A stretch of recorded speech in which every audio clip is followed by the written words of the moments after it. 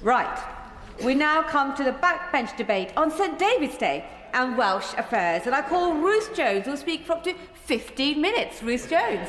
Thank you, Madam Deputy Speaker, and it is a real privilege to open this debate as we come together to mark St David's Day and to discuss Wales's past, present and critically its future.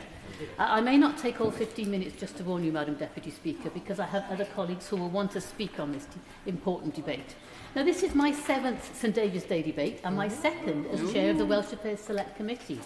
And I would like to thank my colleagues, the Honourable Members for Ceredigion and Preseli and the Member for North Dorset, who sadly is not in his place today, for helping to secure this debate. It continues to be an honour to chair the Welsh Affairs Committee and to facilitate the effective cross-party working which makes the committee so special.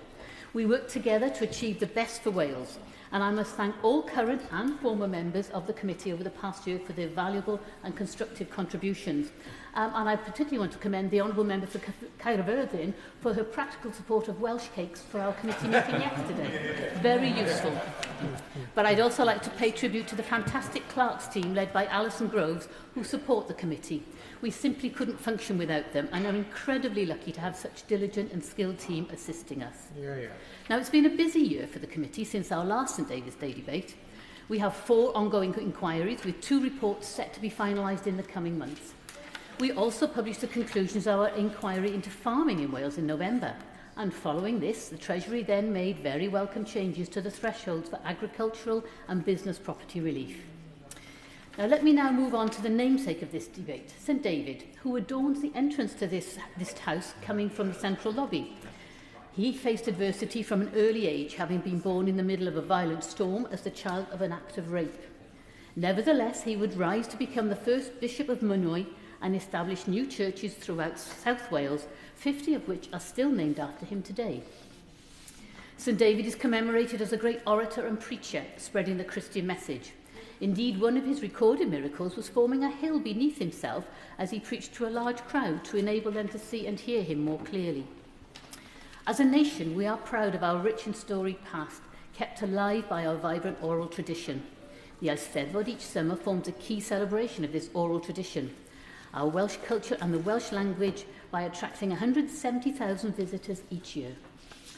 From the chapels to the miners' welfare halls, Wales is also renowned for being a land of song. Regardless of the rugby score, and we are trying to forget some of the latest rugby scores, but you can be sure we are the loudest and proudest on and off the field. Our choirs are not only a source of national pride, but are also often the bedrock of community solidarity. Wales has an enduring history of valuing fairness, solidarity and respect, values passed down from generation to generation and shaped by our history, but employed time and time again in our everyday lives. Indeed, before there was an NHS or a welfare state, Welsh communities came together to ensure dignity and respect for all. Of course I will. Can I commend the Honourable Lady and she's right to bring forward and praise the St David's Day and everyone is here for that purpose, but does she also recognise while we can be Welsh, Northern Irish, Scottish or English, what brings us together is this great United Kingdom of Great Britain and Northern Ireland, and our Gaelic cousins in Wales and Scotland and Northern Ireland are all part of that. So I commend the Honourable Lady for what she's doing today in this speech, and others will make a contribution, but always better together. Does she agree? I thank the Honourable Member for Strangford, and of course he's quite right. We are always better together. As a Gaelic colleague, I welcome him to this debate today, and I look forward to maybe his contributions later on.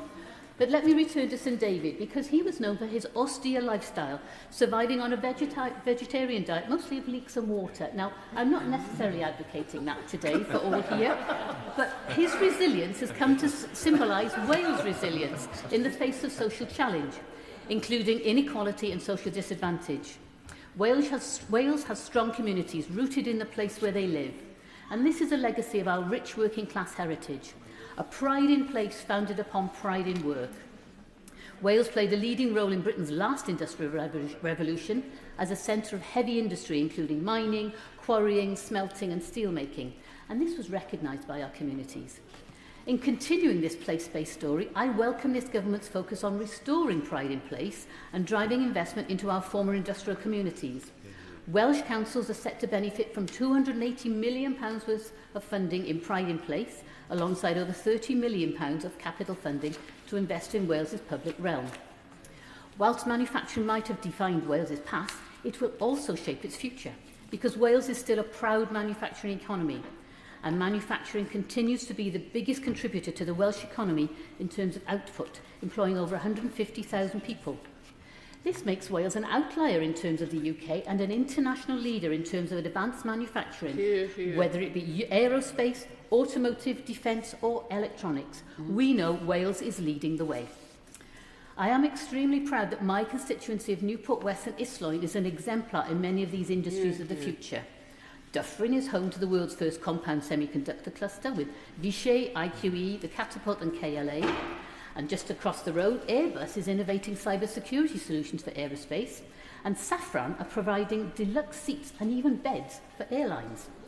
In Blackwood, General Dynamics are busy outfitting the future of Britain's mechanised defence forces, and in Marshfield, Microsoft and Vantage are building a number of data centres as part of the new South Wales AI growth zone. As Wales positively embraces the fourth industrial revolution, I welcome the efforts by the Welsh and UK Labour governments to address the adverse impacts of the last. As a former physiotherapist, I have treated miners with lung conditions like pneumoconiosis and silicosis, so I know how profound and lasting these impacts have been. The human and environmental impacts have been great and long-lasting, and we are not going back there. I'm also proud to represent a former mining area which will greatly benefit from this government's decision to return the £2.3 billion to former British coal staff in the autumn budget. And these pensions are long overdue, and I welcome their return now. But whilst the pits may be gone, the bonds of solidarity and community spirit embedded within Islwyn are still clear for all to see. A prominent example of this is the Kevin Forrest Miners Institute. First built in 1935 and funded by contributions from local coal miners, it's now been lovingly restored by the village. It reopened in November after being closed for 15 years and now acts as a renewed hub for the community, hosting shows and events.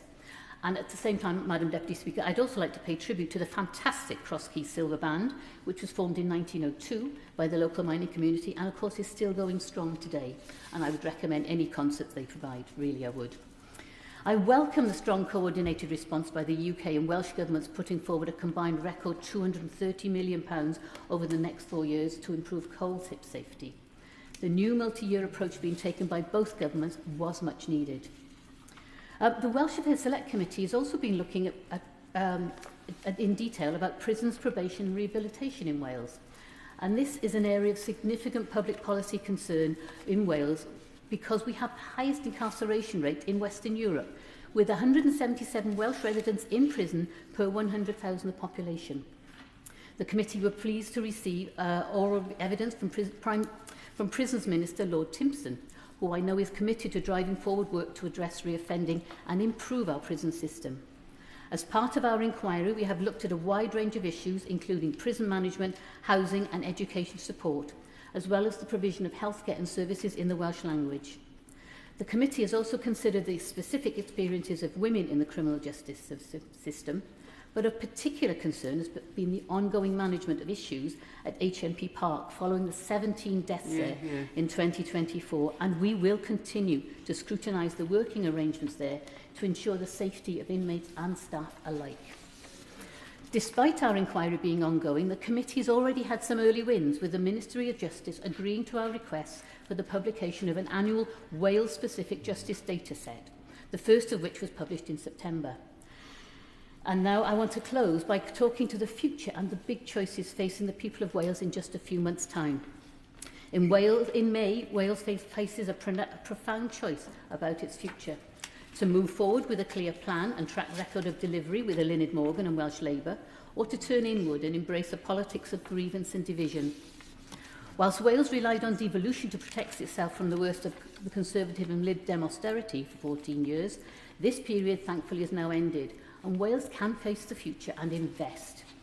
We now have a Labour government at each end of the M4 working together for Wales, providing a record-devolved financial settlement for 2026 and year-on-year increases in borrowing powers for the Welsh government, delivering on our manifesto. This means an additional £6 billion funding for our schools, hospitals and public services. And in the Senate, this record funding is being put to work. Waiting lists in Wales have fallen for the last 7 months in a row and are now the lowest they've been in 3 years. We're seeing serious long-term investment in improving literacy and numeracy in our schools and significant additional support for local businesses seeking to grow. Just last week, we saw our two governments in partnership announcing the end of the historic underinvestment in Wales Railways, with a shared ambition for £14 billion worth of upgrades across North, South, Mid and West Wales, including new stations at Newport West and Cardiff Parkway near Marshfield in my constituency. This week, the House voted to abolish the cruel two-child limit, which is set to benefit almost 70,000 children across Wales, over 2,000 in my own constituency. From April, this change will slash child poverty in Wales by 10% overnight. None of this is an accident. It's a product of joint vision of a fairer future for Wales, rooted in social justice and delivering the jobs, transport and opportunities people need to thrive. The path of progress may be slow and difficult, but that does not make it any less valuable. Now is not the time to put this partnership at risk, just as we are beginning to see good news and developments across Wales. Madam Deputy Speaker, I thank the Backbench Business Committee for allowing this debate to take place on St David's Day, and I look forward to hearing the contributions of other colleagues now. Diolch yn fawr. Well, the question is as on the order paper, and I call Ben Lake. Madam Deputy Speaker, and can I begin by thanking the Honourable Member for Newport West and Islwyn for opening this debate, and indeed for her work as the Chair of the Welsh Affairs Select Committee. As she mentioned in her speech, we do work as a team for Wales on the committee, and it's good that we have this opportunity today, not only to talk about the work of the committee, but also to the wider House about the wonders of Wales and how great St David's Day is. Madam Deputy Speaker, St David is famous for having said that we should do the little things, and it is in that spirit that I would like to dedicate my speech to small businesses, which, as is the case across Wales, forms the backbone of our economy. And in my constituency of Ceredigion Preseli, as much as 81% of businesses are classified as small businesses, making it the small business capital of Wales, an accolade that we are very proud to hold. 35% of those businesses are in the agricultural, fisheries and forestry sectors, and some 15% are in the hospitality and tourism sectors. And although the winter months are always quite difficult for those industries, in recent weeks I've had a chance to meet with a number of small business groups from Aberystwyth in the north to Fishguard and Goodwick in the south of my constituency, and unfortunately they've all told a tale of some difficulties and challenges that they're facing as small employers. And I think I should like just to draw the House's attention to these concerns, that there are cumulative pressures that are having a real severe impact on their ability to trade and indeed their ability to continue in business. And they've cited to me the impact of rising energy costs, of higher employment costs and indeed the burden of increased business rates. And although this is not a problem that's unique to Ceredigion Preseli, it's found out by the Federation of Small Businesses, it's equally true across the UK. And indeed, according to research by that body, it's estimated that from April this year, the typical high street business will face some £25,000 extra in employment costs, £1,600 in higher energy standing charges. Now, we all agree that this sort of incessant rise in costs on small businesses is simply unsustainable. And unfortunately, too many are now citing that the pressures have become so acute that 35% have said that they are planning to close or contract over the coming year. Now, this would be devastating for economies across the United Kingdom, but specifically in the small business capital of Wales, that is Ceredigion Preseli. And so, in the spirit of doing the small things, and in advance of the spring statement next week, I thought I'd draw the attention of the House to some measures that these businesses have suggested the government could take to help them build a firmer and more prosperous future. On our energy costs, businesses with an annual electricity consumption of around 40,000 kilowatt hours, which is a typical small restaurant, gym or cafe, currently look at a potential rise in their standing charge of some 40%. Now, one proposal potentially the government could entertain is to mirror the support that it is offering for household bills to that for non-domestic bills. And that is, of course, the 75% reduction in the renewable obligation costs from energy bills for businesses. That would offer much-needed support to many of the businesses in Ceredigion and Preseli. Another point that they wanted me to raise was the pressure, or rising pressure of employment costs. And indeed, between January of last year and April this year, an employer of, say, 9 people on the national living wage will see that annual employment costs increase by an equivalent of 12.9%. And the employer national insurance bill over that two-year period would have increased by some 46%. One proposal that they've suggested that the government could entertain next week is actually to uprate the employment allowance so that it continues to cover the employer's national insurance contributions of 4 employees on the national living wage.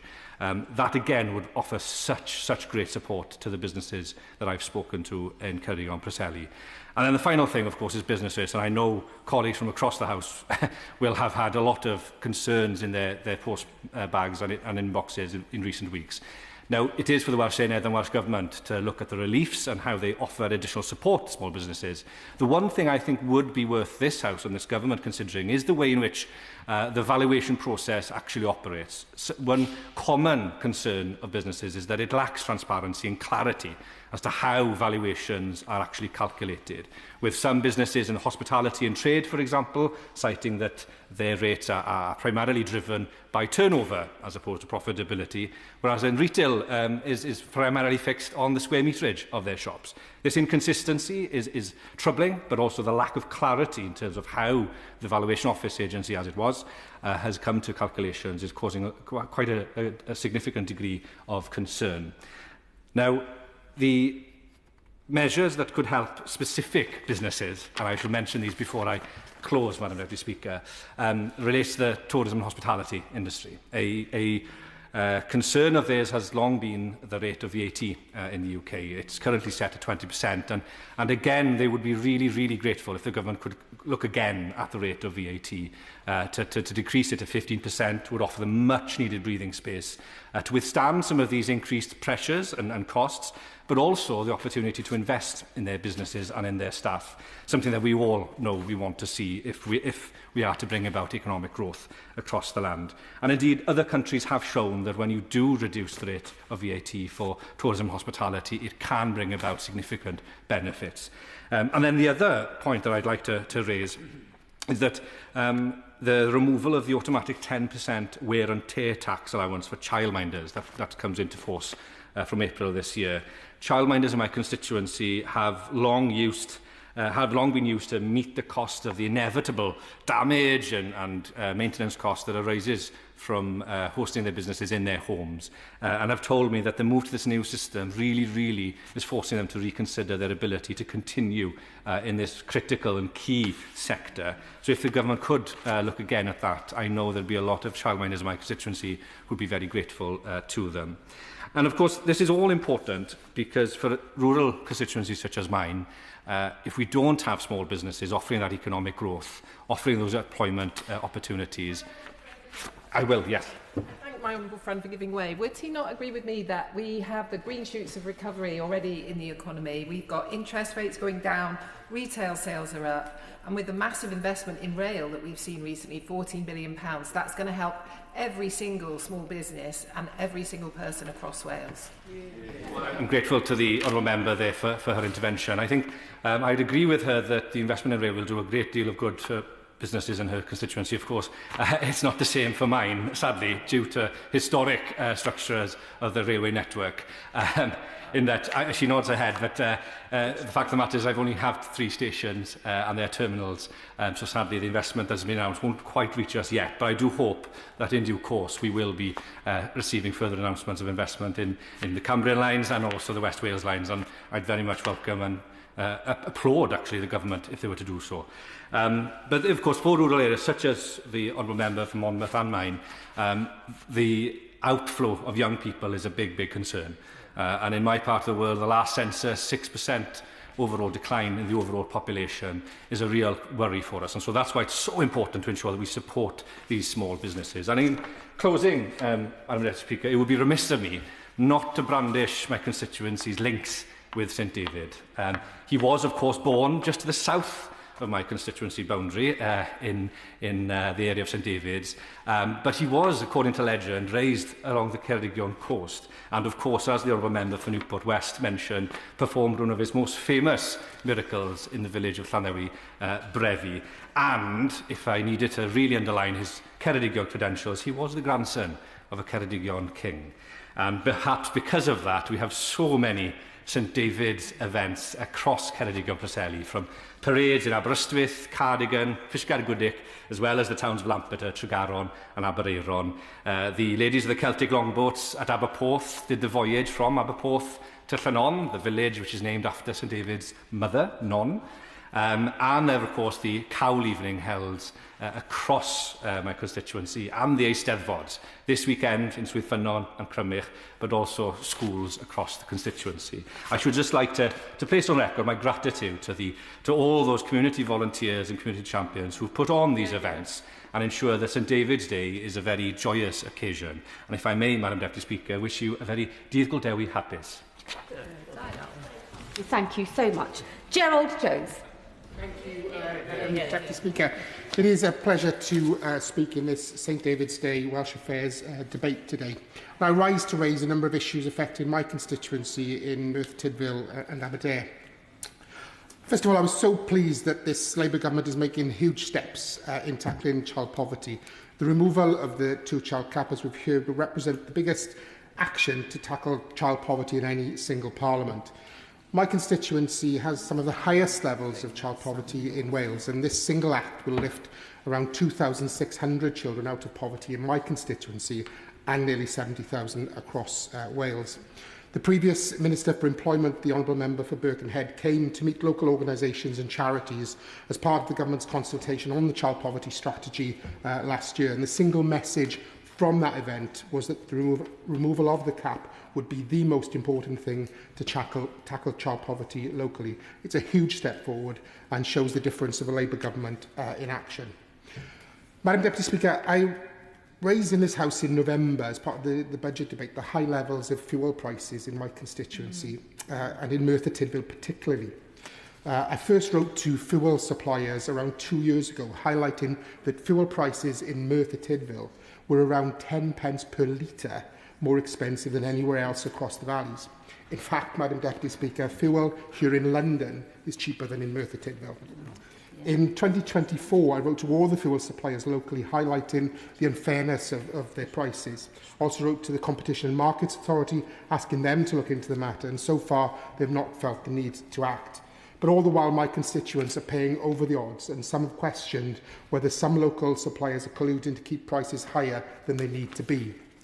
In January, I met with Asda to stress that their Merthyr Tydfil store was selling fuel at 8 to 10p per litre, higher than any other nearby Asda store. In fact, higher than the Asda store in the Aberdare part of my constituency by 10 pence per litre, and higher than any other store in South Wales. To be fair, Asda agreed that their prices were high and agreed to reduce their prices. And within 3 days of that meeting, they dropped their fuel prices in their Merthyr Tydfil store by 5 pence per litre. A step forward, a step in the right direction, absolutely, but still higher than elsewhere. Meanwhile, other petrol stations, Esso, Texaco, Applegreen, continue to be significantly higher than elsewhere. Many of my constituents in Merthyr Tydfil, if they need to go out of the town for work or leisure, they fill up. They don't fill up locally anymore. There are many people who work locally, though, and indeed many older people who may not have a choice and end up paying over the odds. And given the deprivation and levels of child poverty that exist in Merthyr Tydfil, it's immoral that fuel suppliers continue to appear to rip off local people. And, Madam Deputy Speaker, this is not a short-term situation. It has been the case for almost 2 years now. In the recent budget, the Chancellor introduced the Fuel Finder scheme that forces suppliers to publicise their fuel prices within 30 minutes of increasing them, or decreasing for that matter. This will help consumers in finding cheaper fuel, but sadly, for the moment, in Merthyr Tydfil, consumers don't have too many options other than travelling to other towns and villages to fill up. By raising it today, I hope that my honourable friend, the Secretary of State, may be able to add her voice to the call on fuel suppliers to do the right thing by my constituents and act in a fairer way. Whilst as MPs we do not have the authority to tell private suppliers what they can charge for their products, by calling this out for what it is, I hope that suppliers will recognise that they need to act, and I hope that the CMA will also come to the table to take whatever action they can. Madam Deputy Speaker, you may know that my constituency is home to General Dynamics, where the Ajax vehicles are being assembled. And recently, the MOD has conducted investigations following noise and vibration concerns from Army personnel. Whilst I know the government rightly prioritise safety, we need to have an outcome soon, as the 700 workers in my constituency need assurances on their future and the future of that work. The £50 million Wales Defence Growth Deal signed by the Secretary of State, the Defence Secretary and the Welsh First Minister just last week signifies this government's intent to invest in defence, and I very much welcome that investment. It also provides yet another example of two Labour governments working together to create jobs and prosperity for the people of Wales. I'm keen to ensure that my constituency continues to play a part in supplying defence capabilities for the nation. In the 19th century, Merthyr Tydfil, at the height of the Industrial Revolution, was the largest iron-producing town in the world. The ironworks in my constituency supplied cannons and cannonballs to the Royal Navy, and in the 21st century, the workforce at General Dynamics is keen to continue in that tradition, and I hope that we can soon move on with Ajax and secure and grow the much-needed jobs in my constituency and across the South Wales valleys. Madam Deputy Speaker, there is much to be positive about this St David's Day. This government has delivered the largest budget and spending review settlement since devolution, providing the Welsh Government with a record £22.4 billion per year on average, and the Welsh Government is investing in public services and driving down waiting lists. After years of underinvestment under the Tories, the NHS is improving across Wales and right across the UK. Waiting lists in Wales are down, as we've heard, for 7 consecutive months, and outpatient appointments increasing all the time. The increased national minimum wage and the living wage has given a pay rise to 160,000 Welsh workers, and for the second year in a row, the state pension is due to increase yet again by 4.8% from April, meaning it will increase to £241 for the full state pension. I also welcome the decision to right the historic wrong with the Mineworkers Pension Scheme and the British Coal Triple S scheme, benefiting hundreds of ex-miners in my constituency, a real boost to ex-miners and their families across the constituency. The last issue I'd like to talk about, Madam Deputy Speaker, is tourism and the role that the valleys play in attracting visitors to Wales. Whilst I know that tourism is largely devolved to the Welsh Government, there's also a role for the UK Government too. In my area, to name a few, we already have Zip World, Bike Park Wales, the Summit Indoor Climbing Centre, and its new Old Drift Wellness Centre, which I visited last week during February recess. Just to explain, the centre involves a sauna room, but also outdoor tin baths with cold water, which I didn't partake in on that occasion because it was around 2 degrees and raining. But there were people there enjoying that facility, and it is becoming a real attraction in the local area. And I'm told that they are having visitors from across Wales and beyond as they take forward that new venture. So I very much welcome that new addition to the constituency. Members may know that earlier this year, Merthyr Tydfil County Borough Council agreed planning permission for Rhydycar West, a £300 million project that will create the UK's largest ski slope and a tropical water park. Yep. And this has created huge excitement locally and will again be a very welcome addition to the tourism we offer. Madam Deputy Speaker, the Abernant Tunnel is a historic disused railway tunnel built in the 1850s as part of the Vale of Neath Railway, linking both parts of what is now my constituency, Merthyr Tydfil and Aberdare. It has huge potential as a tourist attraction and a new walkway and cycleway linking both communities. Both Rhondda and Taff Council and Merthyr Tydfil Council are keen to develop its potential and working with them to offer support. The tunnel is currently owned by the Department of Transport, but discussions are currently underway to transfer ownership of the tunnel to be converted into a tourist attraction with cycle and walkway. And finally, Caerfyrddin Castle is an iconic part of Merthyr Tydfil's industrial past, home of the Crochet family and base for their ironworks that transformed Merthyr Tydfil during the Industrial Revolution. The castle last year celebrated its 200th anniversary and had a very welcome royal visit from Their Majesties the King and Queen on the King's birthday last November, where he cut a cake that was made by a local person in the shape of a castle. It was very impressive, I must say. And it was a pity to cut it, but His Majesty did enjoy the cake, as did all the other people that were there on that occasion. Sadly, though, the castle and museum is in need of significant repairs. The local authority and the Welsh Government have made financial contribution and urgent work is currently underway. There is a heritage lottery bid currently underway, and other forms of funding are being considered. And as I said, tourism is mainly devolved to the Welsh Government, but I know the UK Government may have an interest too, because I do occasionally support projects across Wales, and hopefully all efforts can be looked at to safeguard this historic castle for future generations. It truly is an iconic sort of focal point within the town of Merthyr Tydfil. So in closing, Madam Deputy Speaker, as St David said, do the little things, and I have to say there are lots of little improvements and indeed larger ones happening across Wales that are gradually improving the lives of my constituents and many others across Wales. Thank you. Surprised the member for Merthyr Tydfil Aberdare didn't suggest an away day in the Tim Bath for his party. Maybe next, maybe next. Anne Davies. Diolch yn fawr, Madam Dirprwy Llefarydd, and can I just refer the House to my Register of Interests as co-chair of the Anti-Piling Group in Llanelli and also the President of the Farmers Union of Wales in Carmarthenshire.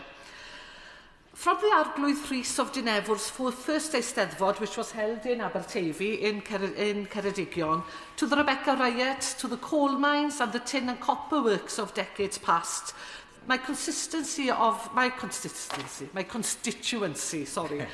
Caerfyrddin is marked by history. We are proud of our shared stories, of our communities and our beautiful landscape, which we do our best to protect. When I was elected as MP for Caerfyrddin in July 24, it was on the back of a local campaign against new electricity infrastructure, and not because we're NIMBYs, I'll get that in straight away, but because we found a factual, feasible alternative which put our land and our communities first, undergrounding these cables instead of using pylons. 3 years on, we are still working hard to persuade the Labour Welsh Government that this is the way forward. When we started this journey, the cost comparative stood at around 7 to 10 times more expensive. Now, latest figures are around 3 to 4, and in Norway, there is one study which gives an average of 1.8 times more expensive for undergrounding over pylons. So in just 3 years, the comparatives have been drastically reduced. But in honesty, all costings are time and project specific. Now, my party, Plaid Cymru's policy on new infrastructure is clear. All 11 to 132 kilovolt lines should be underground, unless it's for a specific reason this cannot happen. For example, going through peatlands, where a 10-metre pole would be used instead. All the usual impact assessments would also need to be considered as per current planning policy, visual, ecological, language and community. And we would work with communities, not against them, while safeguarding our heritage, our chain of castles, ancient hill forts and viaducts. This is our land and it's our history we need to protect. And it's not just pylons either. Over 400 wind turbines are planned to be built across my constituency and the neighbouring constituencies of Brecon, Radnor and Cymru and Ceredigion and Preseli. These are huge, up to 230 metres tall, and as we look over the river and see the London Eye, that's 202 metres. These are even taller than that. 400 of those across the eye line in my constituency. Plaid Cymru supports green energy that delivers real benefits to our communities, but the transition must be shaped around people and place and not imposed at a scale that alienates those who are being asked to host it. Instead of concentrating development in vast projects that dominate our landscapes, a Plaid Cymru government would prioritise community-centred solutions. We would refocus efforts on community energy and we would introduce retrofit standards to upgrade more homes and more quickly. Green energy in Wales is a success story, and our communities understand the need for it. Indeed, most people are passionately committed to playing their part in the transition. My concern is that the sheer scale of these proposed developments, combined with the bullish approach taken by some developers, risks undermining the goodwill and the positivity that has defined Wales's green energy journey so far. This extractive economy needs to change, and again, we have a solution.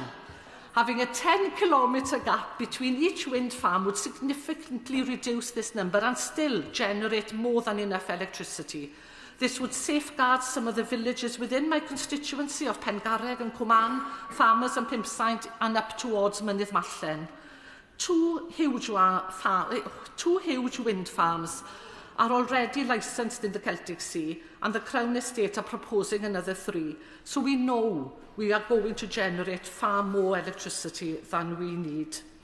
So I just asked the question, I gently asked the question, do we need to spoil our more rural landscapes by placing turbines in areas on which people still live, still farm the land, still have a vibrant Welsh-speaking community? Do we need 400 turbines in a relatively small area? And speaking of rural communities, the next battle on our hands in Caerfyrddin is to have a banking hub in Rhydaman in Ammanford. And the last bank has closed, and to be honest, I don't blame Lloyds. They had remained when others had long gone. However, I just wish we'd been able to secure a banking hub before they had closed. And while 23,709 people live around the Ammanford area, only 7,444 live around the High Street. So we fall short of the 10,000 people needed for a banking hub. But as we all know, around our post-industrial towns, the valleys are part of that town. You cannot separate the two. And the surrounding villages just merge into the town, and the town just merges into the villages. And that's certainly true of Ammanford.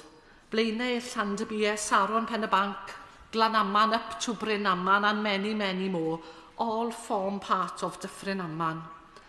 Deprivation is high, unemployment is high, the lack of opportunities is high. And since Lloyds closed at the beginning of January, the market day, which is a Friday, sees a queue of residents outside the post office trying to get access to cash. Mainly elderly, mainly digitally excluded, and not being able to, or really not wanting to use a laptop or a tablet. And some older constituents going to extreme lengths just to access their own money, paying extortionate amount to get a taxi into town and then giving their car to that taxi driver and their PIN number to get that cash out from the ATM. Link might say that the nearest ATM is close enough. And it is if you're fit and mobile and able to get there independently, but that simply isn't the reality for many elderly or disabled residents who cannot make that journey safely, easily or affordably. Access to cash should be affordable to all. So I've started a petition, and I'd be grateful if the whole House shared it, Madam Dirprwy Llefarydd. And the petition is to set up a banking hub. And I'll be in touch with the FCA to arrange a meeting to discuss it further. And I've no doubt that I'll be working closely with my honourable friend from Brecon, Radnor and Cymru and my honourable friend from Ynys Môn, both of whom have secured banking hubs in Ystrygynlais and Caergybi. So post-industrial towns such as Rhydaman needs our support. So please share my petition and let's get as many signatories by all means. Thank you. For giving way. And when she talks about the banking hub in Rhydaman, I'm very close to her constituency as well, so that would benefit my constituents. And I'd like to thank Link also for working with local councillors in Mumbles and Gorseinon to have a banking hub. So I think she will be very successful in her plight to have a banking hub in Rhydaman. Thank you. Can I thank my honourable friend for her intervention? We're working closely with Link and the FCA in order that we get as much information as we can in order to secure this, because this is what our communities need. They deserve to have their money and being able to get the cash safely, their own money safely out. My community means everything to me. The history and the heritage of Caerfyrddin is interwoven within my veins. And I've said here before, I've only moved 4 miles in my entire life. And I have no intention of moving any further than that. I love where I live, and I love the people of where I live. And it's a privilege to live there. And I, along with others, want the best for my patch. So I was delighted to see a new post office being opened in Whitland after a sustained period of absence. And when we're looking for access to cash, let's look for opportunities to place a post office within a local shop, a convenience store, even a pub, because it increases footfall. It gives businesses an opportunity to increase turnover and to expand naturally. I have a few villages that are currently looking for this opportunity, and one is the township of Llan, famous, of course, for Dylan Thomas's boathouse, a place where he wrote under Milkwood, and where he, along with his late wife Caitlin, are buried in the churchyard. These are inevitably decisions for local community, but I really, really hope they find a resolution soon. And as Davies' last words were, do the little things, gwnewch y pethau bychan, I ask for collaboration between large organisations like Link, the FCA, the Post Office, to work closely with our communities to ensure that access to cash is a reality for everyone. Rural communities are unique in a way that they work. It isn't the same for a city or a large town. It doesn't automatically work. What works there doesn't work in a rural community, and there is no one-size-fits-all solution for this. And this brings me back to finish, Madam Llefarydd, to my community. Caerfyrddin is filled with castles, history and heritage, but it's also filled with talent, entrepreneurship and vision. So let's harness those qualities and work together to help make the place we are so proud of to thrive and prosper in line with what our community needs, wants and deserves. And let's do the pethau bychan together. Yeah, I am. Never wanting to disappoint Miss Davies, but I can't sign your petition because I have my own petition for a banking hub in the town of Crowborough, which obviously colleagues are more than welcome to sign up to if they wish to. And I call Jessica Morden. Thank you very much, Madam Deputy Speaker. Diolch, and a happy early St David's Day to all, and well done to my constituency neighbour for an excellent contribution and open to today's debate. And we're all going to say it. Be joyful, keep the faith, and do the little things with the final words of our patron saint. And the Prime Minister, in fact, made those remarks in his remarks at the St David's Day reception in number 10 on Monday, which was an excellent event, and it afforded us the opportunity to invite people who do extraordinary things in our constituencies to come along. And I brought along Mark Seymour, who, alongside his team in Newport, run the Sanctuary Project, which works with refugees and asylum seekers in Newport. So today, in that theme, I want to begin by recognising some more extraordinary Newportonians who perform small, kind and positive actions that help our community in Newport to be exactly what it is. Starting, sadly, with, I'd like to pay tribute to my constituent Martin Butler, who sadly passed away this weekend. Martin was the co-founder of the Terence Triggins Trust, setting up one of the first AIDS helplines in 1983 from his own home phone, telephone. His tireless work right up until his death, raising awareness of HIV testing and PrEP, has helped contribute to a 20% fall in new HIV cases in Wales in 2024, with more people being tested than ever before. That legacy will be felt for generations, and we send our love very much to his family. He's a lovely, lovely man. Yeah. Then there's Emma Webb, a bereaved mother whose daughter took her own life in 2020, aged just 16. And from the depths of her grief, Emma has spent every day since campaigning to raise awareness for suicide prevention. She has walked hundreds of miles with a life-size model pony, raised thousands of pounds and worked relentlessly to save lives. And I really thank her from the bottom of my heart. And I've also had the pleasure of welcoming this year 11 9-year-old Sophia from Newport East to Westminster. She lives with juvenile arthritis and uses her incredible energy and really infectious positivity to raise awareness and improve support for children just like her. She's clearly going to rule the world, and she's a brilliant example to us all. And the big privilege of this role is to work and meet and work with these remarkable people who show just so much resilience. And it's this same resilience that has carried our city through challenging times. After more than a decade of austerity, I'm really glad to see the damage done by the Conservatives beginning to be undone.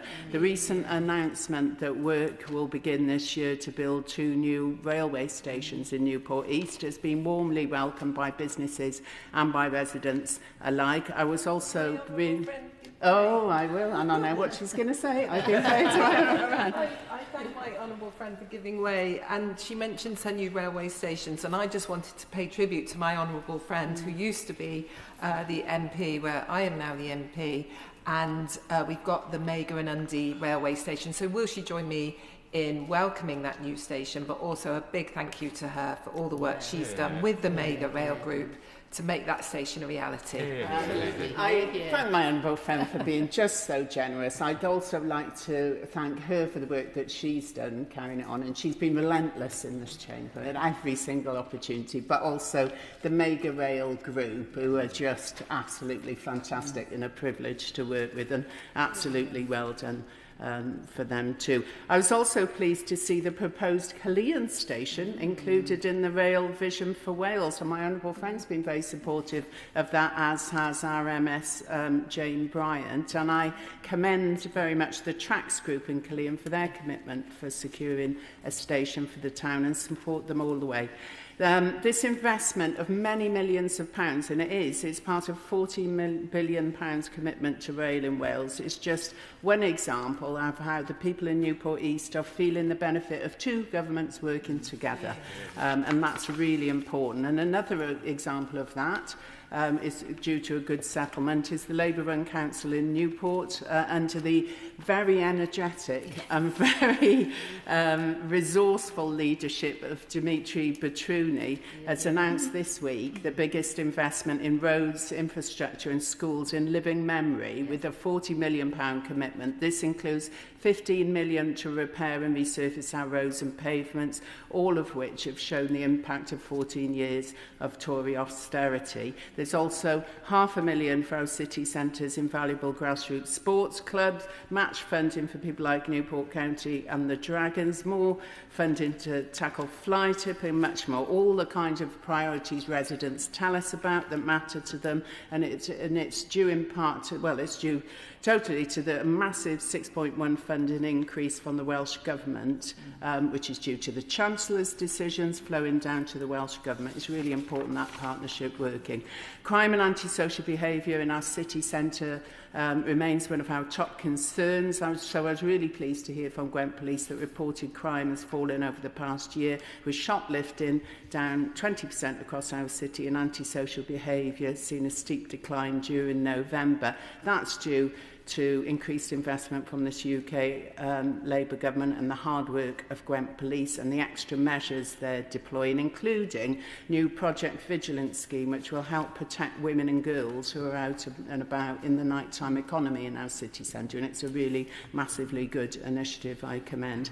They've also, Gwent Police confirmed that by the end of March, every single neighbourhood policing team in Newport will be up to full establishment, and that's delivering on an absolutely key and very important manifesto pledge, so I commend that.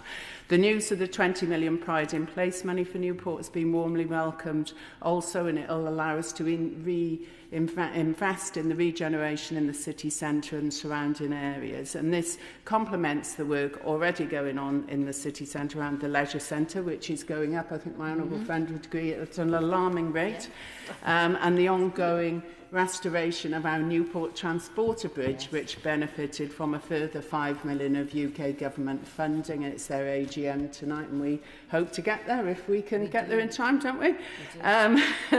So I also would like to acknowledge my support for Newport Council's expression of interest for the Town of Culture competition, and particularly Cullian's bid as one of the most significant and best understood Roman legionary sites in the former empire, and a strong community. I think it'd be a really worthy winner, so let's hope that happens.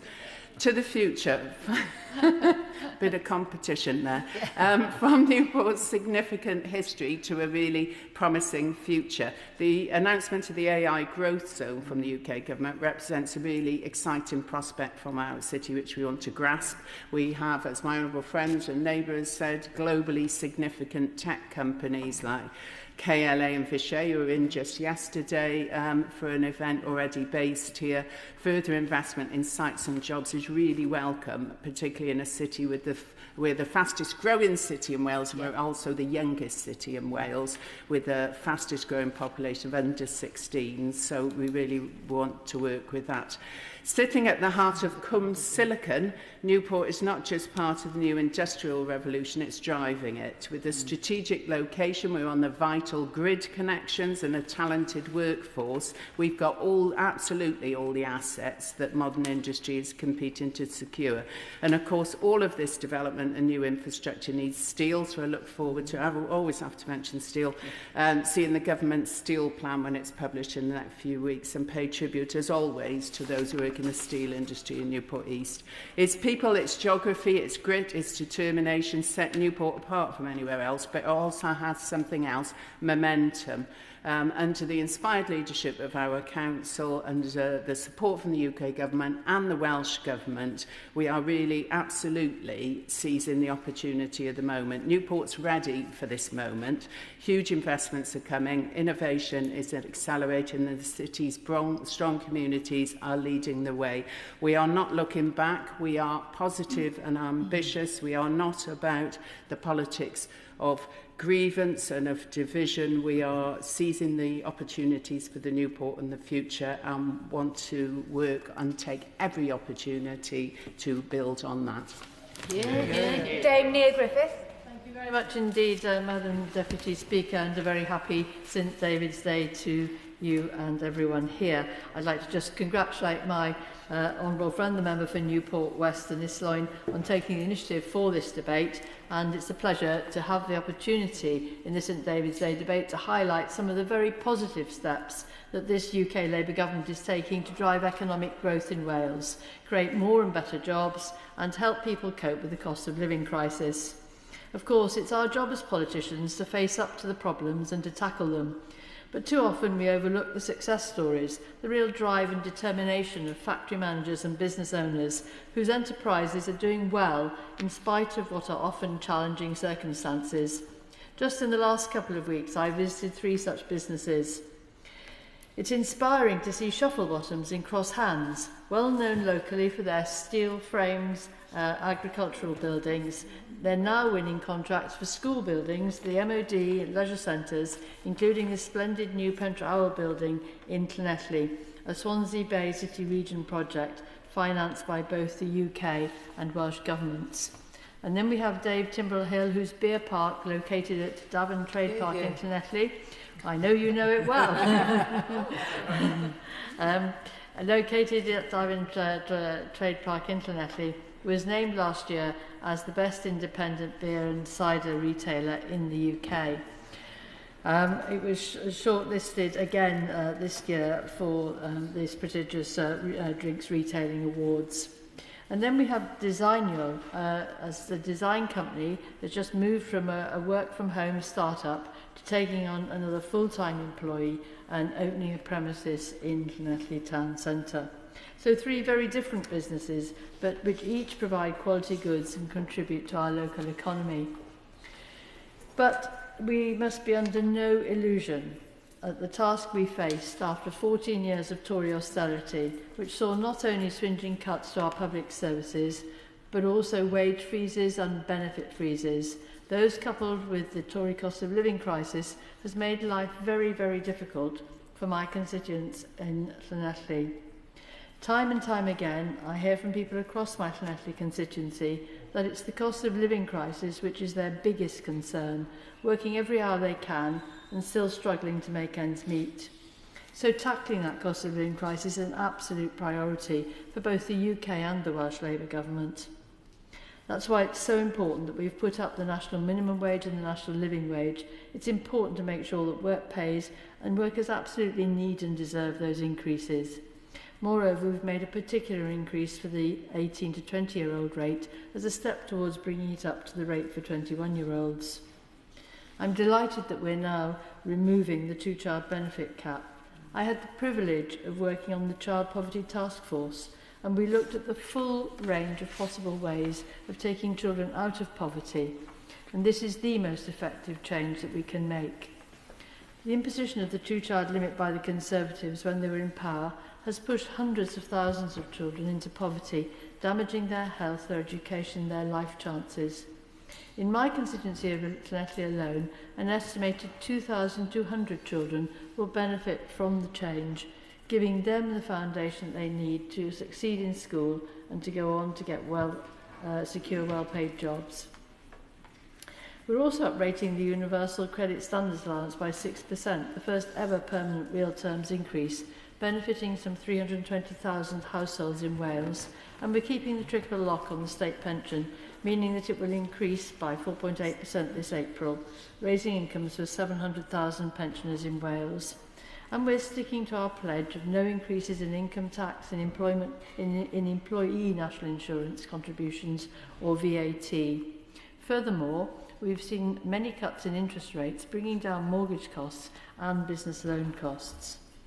Now, I also welcome the decision by this Labour Government to save householders some £150 on their domestic energy bills from April this year. This will be particularly beneficial to those who rely heavily on electricity, for those, for example, whose homes are not on the mains gas network, of which there are many in the more rural parts of the Llanelli constituency.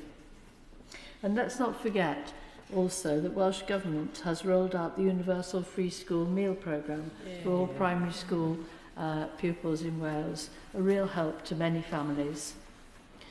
Now, in terms of public services, the UK Labour Government is ending that Tory austerity and is providing Welsh Government with the best settlement since devolution, some £22.4 billion on average for each of 3 years, so that they can plan ahead and they can now begin to rebuild and improve public services. But it will take time. In some instances, additional work can be started immediately. In other areas, such as specialist areas of the health service, for example, more personnel have to be recruited in order to speed up bringing down those waiting lists. Now, I appreciate that we all want to see waiting lists come down more quickly, but it's no mean feat that they are now consistently falling. So whether it's creating more and better paid jobs, filling potholes, bringing down waiting lists, or tackling the cost of living crisis, I know that our two Labour governments in Westminster and Cardiff are relentlessly focusing on improving people's lives. We must also remove barriers to people getting to work. And one of those barriers is people not having the transport to get from where they live to where they work. So I welcome the massive rail investment that we are seeing from UK government into Wales, but we're also absolutely committed, both as Welsh Labour and as UK-wide Labour governments, to investing in our bus services so that people can actually get to the job opportunities. This is not to be anti-car, far from it. We recognise how vital car transport is, particularly in rural and semi-rural areas. We've frozen fuel duty for 2 years running, and now petrol is the cheapest it's been for 5 years. But it is to recognise that we need good bus services too. It is to understand that many households do not have access to a car at all, or even if they do have a car, different members of the family need to go in different directions to work or to leisure activities. Our bus services, particularly in semi-rural areas, have been badly eroded over the years. Firstly, we had the Tory privatisation of bus services, leading to companies prioritising only the more profitable routes. Then we had Tory austerity, cutting local council budgets, leaving councils to cut back on the subsidies for less profitable services. Then we had COVID, with some services struggling to pick up since. So I very much welcome the Welsh Labour Government's initiative brought in last year, which enables 16 to 21-year-olds to pay just a £1 flat rate bus fare. So important to help them get to education, training and job opportunities. Now, if Labour is returned to government in the Senedd elections in May, then we are absolutely committed to enabling all adults of working age to pay a flat rate bus fare of £2. And hand in hand with this is our election commitment to provide over 100 new bus routes across Wales. Welsh Government's already passed the legislation to bring the bus services under public control, and we in South West Wales will be one of the first areas where this will happen. And if Labour's return to government at the Senedd elections, we'll have that opportunity for the public to be involved in shaping our bus services. I've already talked to First Bus Company and officers in Carmarthenshire County Council about this future model. And I do not want to preempt what services the public will want, but, for example, I know that many residents in T Cross would like to see a bus service from Ammanford to Llanelli. That could be one of the new routes. But likewise, it could be about timetabling, about evening services or about frequency. And what about Sunday services? Our Sunday bus services seem to reflect a bygone era when everything was closed and people just walked to chapel. But now we have shops open, sporting events on, hospitality venues open, and it's a popular day to get together with family and friends. People need buses to get to work in these places and to go and enjoy them. So what is important is that Labour is committed to increasing these services and to giving local residents opportunities to shape the services of the future. So I'd like to thank my Honourable Friend Secretary of State for Wales for securing a good budget settlement for Wales and allowing Welsh Government to prepare these sorts of plans. And if we do see Labour in government after May, I very much look forward to these additional bus services. And I'd just like to finish on a note about the Pride of Place programme. I very much welcome the Pride in Place funding that's been allocated to Llanelli, some £20 million over 10 years. It will help us to regenerate Llanelli town centre and the area around it and to create job opportunities. This is a real chance for Llanelli people to shape the town's future, because it's Llanelli people who know what's best for Llanelli.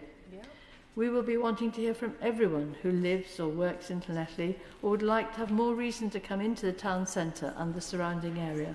Local businesses, residents, education establishments, third sector organisations, public sector, private sector, young people, older people. We really want to make the most of this opportunity. And once again, I would like to thank my colleagues in government for giving us the investment that we so badly have needed in Wales. Curtis.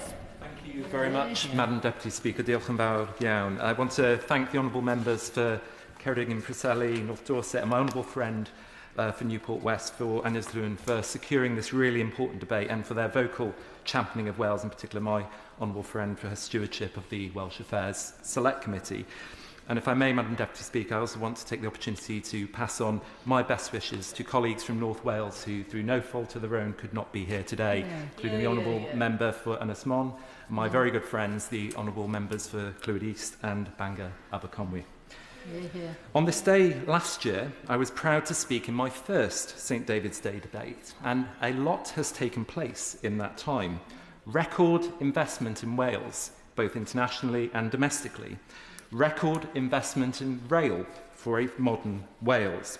A pay rise for 150,000 Welsh workers. Pride in Place funding, for which I shall return shortly. Lifting in this Parliament 450,000 children out of poverty, including 69,000 children in Wales and 3,180 in my constituency of Cardiff West. And a new team at the Wales office. And I welcome my honourable friend for Cardiff North and Bangor Aberconwy and pay tribute to my honourable friend for Llanelli for the great work that she did in that role.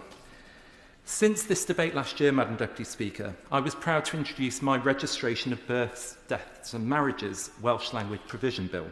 In a nutshell, my bill is about giving people living in Wales and Welsh people living in England the right to have theirs or a family member's birth or death certificate issued in Welsh, English or bilingually after registration.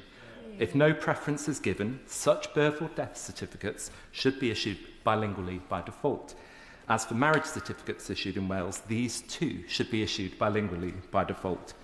All of that was a policy aim under the previous Labour government, and it is a policy that still has cross-party support. However, rather than this being the default position, in 2026, Welsh people are left to fight for these very rights. This cannot be right in a modern Wales, a Wales proud of its language and a population proud of its country. I'm grateful for the conversations I've had with the UK government about my bill, and I can assure my constituents that those conversations continue.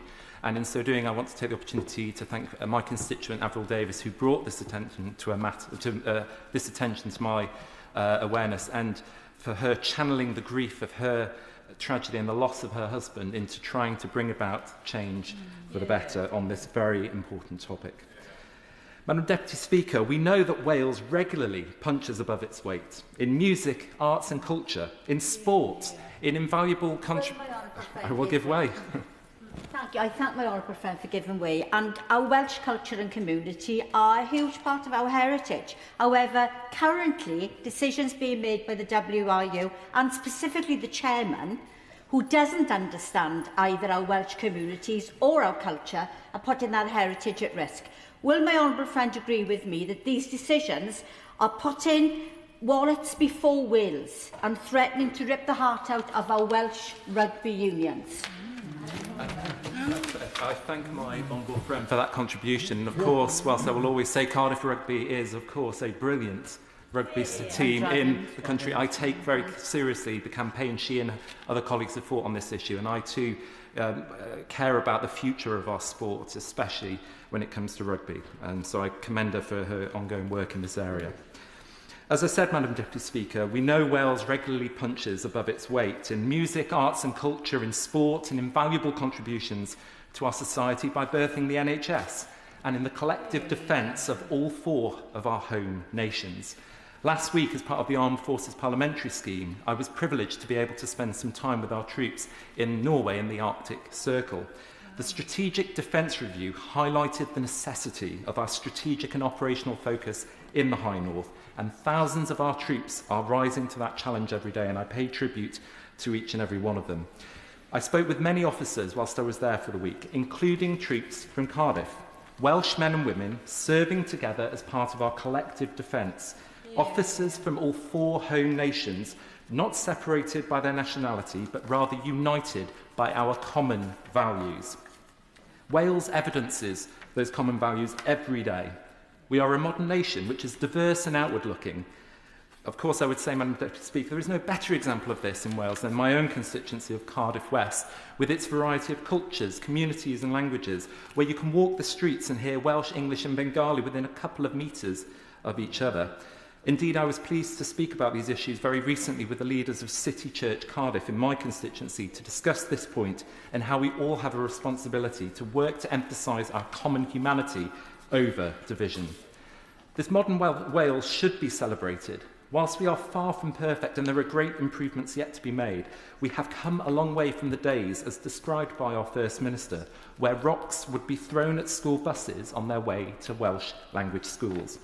But some would like to take us back there, whether that's through dismissing our language and culture as trivial, or by trying to divide our communities with hatred and pinning us against each other. We must never submit to such division and separation. It was the Labour Party and Welsh Labour ministers, members of Parliament at the time who drove the debate for devolution. It was the Labour Party that established the office of Secretary of State for Wales. And it was the Labour Party that, at long last, as the party of devolution, brought the then National Assembly into being.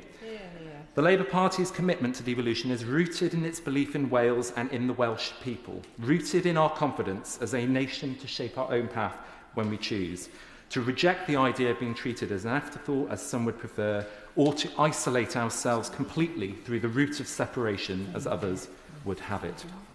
Now, Madam Deputy Speaker, I said I would return to Pride in Place. When I first began campaigning for Pride in Place funding to be invested in Ely and Cairo in my constituency, I did so because I knew these communities wanted greater investment. So I'm immensely proud that this UK Labour government has committed up to £20 million of Pride in Place funding to Ely and Caerfyrddin. This is a moment of real significance for our area and a clear signal that the government is serious about backing communities that have too often been let down by politicians of all stripes. There are those who talk down Ely and Caerfyrddin, judging without any real attempt to get to know those communities. Well, they are wrong.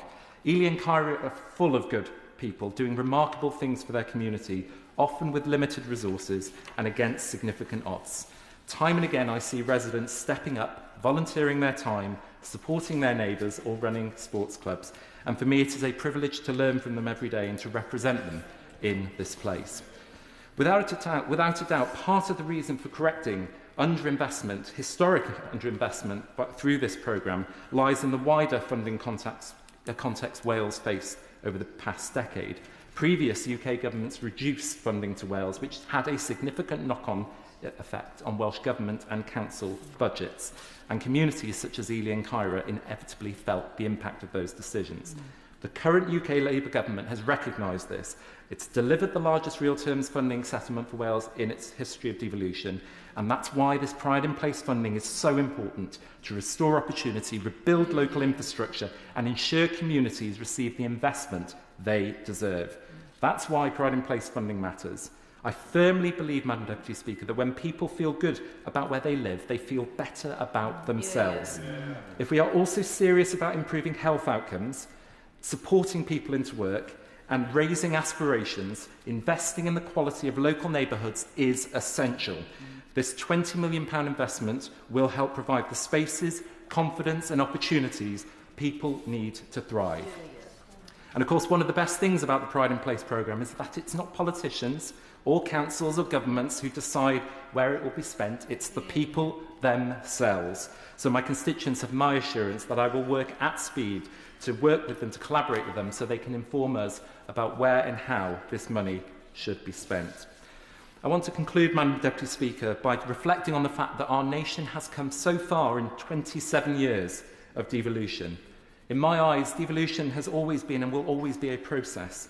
This week, a new moment in that history was marked as Senedd members returned to the newly renovated chamber, the Chamber, as our country prepares for its next chapter of devolution following May's elections.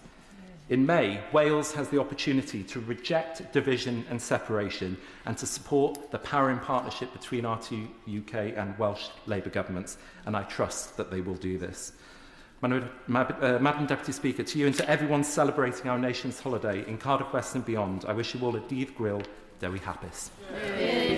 Steve Witherden. Thank you, Madam Deputy Speaker. I congratulate my honourable friend, the member for Newport West and Islwyn, for securing today's debate and thank her for all her work as Chair of the Welsh Affairs Committee. In last year's debate, I spoke about the pride I feel in representing Glyndŵr, the area I have lived in my whole life. Whilst it is a great honour to do so from these benches, I am always at my happiest in my work when the train pulls up in Chirk or Rwabon, in a factory in Glyndŵr or on a farm in Montgomeryshire, meeting with people in the towns and villages and hearing about their concerns and their aspirations and how best I can help them. Although I could speak for hours on the historical significance of that great pre-Marxist socialist Robert Owen and Newtown, or the unique place in world history that Bersham holds, I want to today focus on what has been achieved by our Labour government since last St David's Day. On April the 1st, 2025, our first budget came into force for Wales. Pay rises benefiting 160,000 workers in Wales, significant lifts for 21-year-olds and over on the national living wage, and a double-digit percentage pay rise for 18 to 20-year-olds on the national minimum wage, a record-breaking devolutionary settlement for Wales. I was especially pleased with the £25 million allocated for coal spoil tip safety, especially important for the Pentre-Bychan side of Rhostyllen with its closeness to our big spoil tip. Non-doms made to pay tax. Huge tax increases on private jet owners. Windfall tax for greedy energy companies. And what about the forthcoming budget announced in November? The implementation of a mansion tax, a 67% increase to taxes on online gambling companies, and above all, the jewel in the crown, the lifting of the two-child cap. This will lift more children out of poverty in the life of this Parliament than in any other Parliament since records began in 1961. And do not be deceived by the naysayers. The majority of the families in Wales who will benefit from the lifting of the two-child cap are in work. This measure alone will improve the lives of 2,270 children affected by the limit in Montgomeryshire and Glyndŵr, and 69,000 children in Wales as a whole. In Wales, we have greater poverty and deprivation than in England, and measures to tackle wealth inequality will always have my full-throated support. Madam Deputy Speaker, this is what I came here to do. I would now like to turn my attention to Welsh Rail. The £14 billion commitment our UK Labour government to Welsh Rail will be transformative. I was overjoyed at the news that Deeside Industrial Park will get its own railway station, which many of my constituents commute to. 135 constituents in Montgomeryshire and Glyndŵr work in Airbus alone. The changes at Padderswood will lead to increased frequency by separating freight from passengers, more trains to Liverpool and the northwest of England, and much less time taken to get there. And designs are also being drawn up for disabled access at Rwabyn Station as well. People in my constituency already have to travel far further than most to access work and opportunities, and this will make a massive difference. So, my constituency, the birthplace of British ironmaking, where the cylinders of James Watt's steam engine were built, will now, once again by rail, be connected to where the growth is, where the jobs and opportunities are. Yes, we should celebrate the rich histories of our Welsh constituencies, but we should also be celebrating what, only 19 months in, with just one implemented budget, we have been able to achieve for our constituents. Diolch yn fawr. Catherine Fookes. Diolch, Madam Deputy Speaker. Gwneud y pethau bychain were the famous words of St David, meaning do the little things. And I do hope I haven't mangled the pronunciation too much. Dwi'n dysgu Cymraeg, I'm learning Welsh, so I'm getting there. So it's the message that many of my colleagues today have talked about, to take those compassionate daily actions, even if they don't feel like much in the moment. And our community in Monmouthshire put this into action hugely in our response to the dreadful flooding which affected us in Storm Claudia in November last year. And everyone did their bit, big or little. And I thought I could not be any prouder to represent my constituency of Monmouthshire, but I've been proven wrong. Seeing our community pull together, Madam Deputy Speaker, was yet another brilliant reminder of the privilege it is to represent them. They are resilient, generous and determined. The flooding in Monmouthshire was devastating. Hundreds of homes and businesses were flooded, and they are still dealing with the after effects. The anxiety every single time it rains, which, as we know, sadly, has been pretty much all day, every day recently. The anxiety, particularly from our older community, about when, if ever, they will get back into their homes or residential spaces. The anxiety when people have replaced every single thing in the ground floor of their flat or house to once again maybe lose it again in a future flood. So let me take you back to the early hours of the morning that November day in what was described by constituents as a tidal wave coming down Drybridge Street and Monmouth High Street, leaving shops and houses badly damaged. A stinking mess and a fine brown silt everywhere.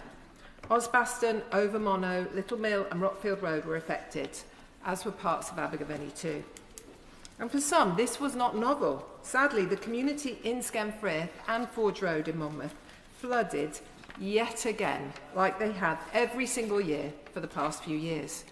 It was awful, but from that awfulness rose an astonishing response. It was not only the council and charities and emergency services that intervened immediately and did those little things. It was volunteers, ordinary members of the local community who heard the calls for assistance and answered them. Pets were rescued by Sarah from Paul's Pet Shop. And then an elderly resident was also rescued by boat by Sarah from Chippenham Court. And I want to say a massive diolch yn fawr iawn to our emergency services and everybody who helped and continues to help. But that recovery is incredibly long and arduous. The media have most definitely moved on, but the people who live and work in Monmouthshire, and particularly in Monmouth, are still struggling, particularly with their mental health. And businesses have seen insurance costs jump, in one case, from around £1,000 a year to now £20,000 a year. So I'm exceptionally relieved that additional funding was made available for the first stages of recovery, in part through the Mayor's fundraiser, which she set up and which people donated to, not just from the local area, but all around the world. And I'm grateful, of course, for the emergency funding from Monmouthshire County Council and Welsh Government. And thank goodness for the £1.5 million Pride in Place funding from this UK Government, which alongside Welsh Government's Town Transformation Grant will help regenerate some of those areas affected by the floods. And I was also delighted and very thankful that our Secretary of State came to visit and see for herself the community support in action and the High Street and what was going on there. So in yet another show of resilience, businesses have been fighting to reopen as quickly as possible. And I'm proud to say that Monmouth is very much open for business. Salt and Pepper, one of our lovely coffee shops, was quick to get back on its feet, thanks to the owner Catherine and her fantastic team, as was Bar 125, and these became a visible sign of resilience in the town centre. Be Beautiful Nail Bar is back. My lovely nails, I had them done there.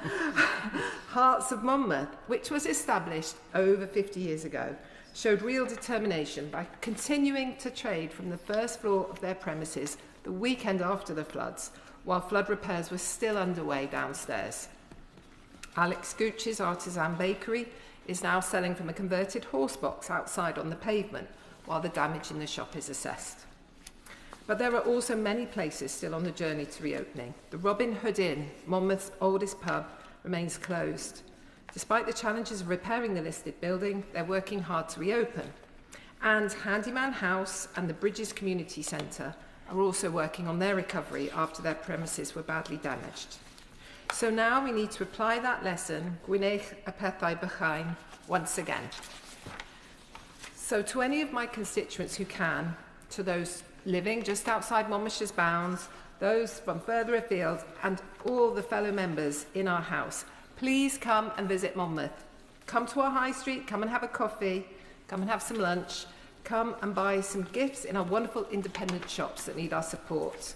I know you will be given a brilliant welcome. And finally, happy St David's Day to all in the house. Thank you. Tonia and Antoniazzi. Thank you, Madam Deputy Speaker. And I'd like to draw the House to my lovely little badge, which everybody's been calling a gingerbread man, but it's actually a handmade felt Welsh lady to celebrate St David's Day, made by somebody from Penarail Primary School in my constituency. Now, Madam Deputy Speaker, I'm going to talk about something quite niche today, and I probably won't take up too much time, but I want to draw the House's attention to a serious and entirely preventable animal welfare issue affecting our coastlines, particularly in Gower. And this is the harm caused to seals by discarded flying rings. These lightweight toys, once lost to the wind or tide, frequently end up at sea, where they become deadly, and rescue centres are increasingly treating seals with flying rings embedded in their necks. Injuries that cause severe tissue damage, infection, and in most cases, death. Now, these seals, the grey seals, are a very rare species, and they're actually found off the coastline of Gower. And Gareth Richards, my constituent, is the founder of Gower Seal Group, and he's also vice chair of the UK Seal Alliance. And I think there's quite a lot we could do, because these flying rings are imported into the UK in their thousands and sold in many retail outlets for as little as £1, often left discarded on our beaches or near waterways where they end up in the ocean. To a curious little seal, Madam Deputy Speaker, these floating flying rings, our toys or playthings, are seen as attractive to them as any child would be to a new toy. But soon that natural curiosity of maybe a few seconds will turn into a lifetime of pain. And over time, when it's in their neck, it will grow into the skin, and it's really awful. And I've seen some terrible, terrible pictures of this. It's difficult to rescue or disentangle seals that are trapped in such rings. And for those fortunate enough ones that are rescued, they require many, many months of rehabilitation at a specialist wildlife rehab centre, such as those provided by the RSPCA at one of their 4 centres located across England. And as an aside, we don't have a specialist RSPCA centre in Wales, and they have to utilise one of those 4, with the nearest to Gower being in Taunton, Somerset. But a single seal caught in a flying ring will cost the RSPCA up to £15,000 during its time in rehabilitation before it's fit and healthy enough to be let out into the wild again. Now, for a charity relying on public donations, that is a massive expenditure. Putting it into context, though, Madam Deputy Speaker, one flying ring costs a retailer a wholesale unit price of 33 pence. So, working that out, it's costing charitable wildlife centres 45,450 times more than the actual cost of one of those rings just to rehabilitate one seal. But there is a solution, and I'm very proud of Swansea Council. They unanimously voted on a motion to voluntarily ban the sale and use of flying rings in Swansea via one of our councillors, Councillor Andrew Stevens, who supported the application, as have Neath and Port Talbot Council and the Vale of Glamorgan Council. So it does show that there is grave concern around the sale of flying rings. What I would like the Secretary of State and her Minister to help me with, and members across this House, is to get all the 22 unitary authorities in Wales to ban them, and that would make Wales the first country in the world to ban flying rings. There are other unitary authorities across the UK, such as Cornwall, and several on the Norfolk coast, and other councils are pending. But I think this is something we can do. There's been a huge amount of media coverage on this, from mainstream BBC, ITV, BBC Wales, ITV Wales, Radio Wales, and many other programmes such as Countryfile and ITV Wales' Coast and Country. So there is significant public interest in this campaign. There is also a petition which is Save Our Seals from Flying Rings campaign. And there are many major retailers who are really leading the way. Tesco, John Lewis, Pets at Home, Halfords and Sainsbury's, and a number of smaller retailers. And the retailers in Gower, particularly on the coast, have been absolutely fantastic in supporting the campaign. The vets are doing it. Also Kenixton Caravan Park and Pitt and Cross Farm in particular. You can also read the children's book Sammy and the Flying Ring, written by Sandy Brown and illustrated by E.J. Henderson. So, when you're going to the beach or planning a trip to the beach, whether you live there or not, buy a traditional frisbee from the 1930s. Well, maybe not one as old as some of the 1930s, but that's when they were created, and they are fantastic. Don't buy a flying ring. So it's a big ask for the Secretary of State to get the local authorities on board for us to be the best in the world. Grey seals are the sentinels of the sea, a globally rare species found off the Gower coast, making it a unique destination, not only for being the first area of outstanding natural beauty, but for being just a great place. One fact I didn't know, but did you know? Seals swim 60 to 80 miles in just one day. So there are no boundaries on these flying rings. They should be banned. And when I've bigged up some of the shops, the major retailers, I'd also like to call out Asda and Home Bargains, two of my favourite places to go and shop. But they haven't banned the flying rings. So I'd like to call on the Secretary of State to urge them to be more like St David and do the little things and save the seals. Andrew Ranger. Docyn fawr, Madam Deputy Speaker. It's a real pleasure to speak in my second St David's Day debate in this chamber. And I'd like to begin by thanking my honourable friend, the member for Newport West and Islwyn, and the chair of the Select Committee, and also the honourable member for Ceredigion, Preseli, for securing this debate today. The story of St David began around 1500 years ago, where, in the wake of the Roman Empire's departure from Britain, a unique Welsh identity began to take shape. One identity around community, around language, around culture, and a resilience that lives on today. There is no better place to see this identity in action than in Wrexham this weekend. At 12:40 on Sunday, the bells will ring out from St Giles Church, marking an end to the traditional St David's Day church service and the beginning of our now regular St David's Day parade. The parade will be led by the Cambria Band. It brings an array of colour and music to our streets, with community groups, schools and other organisations all playing their part. And then all weekend we have special events on with St David's Day markets in Queen Square and the surrounding area, where our fantastic local businesses and independent traders offer delightful products, food and drink, including what I am sure are the best Welsh cakes across the whole of Wales. It's a close run thing. But there's also a range of interactive and engaging cultural and educational activities for everyone to enjoy and take part in. Wrexham is bidding to become the City of Culture in 2029, and our annual St David's Day celebrations, which are now embedded in our city and growing every year, demonstrate so much of what makes Wrexham a welcoming place for everyone. Last summer, Wrexham was the very proud host of a nationalised Tydfil, reportedly attracting around 160,000 visitors over its week-long celebration of Welsh arts and heritage, drawing people from across Wales and the UK to enjoy all Wrexham has to offer, as well as the plethora of fantastic events on the ice. This year is also Wrexham's Year of Wonder, marking 150 years since a significant number of events happened in our then town back in 1876. So this included the establishment of the Football Association of Wales. There was an Art Treasures exhibition which shone a spotlight on Wrexham to the rest of the country. And the first nationalised effort to be held in Wrexham also happened in that year. And of course, you would not expect me to speak about Wrexham without mentioning a certain local football team that you may have heard of. But another reason to celebrate, they have reached the fifth round of the FA Cup for the first time in 29 years this year. And we'll be welcoming Chelsea in the next round in a week or so's time.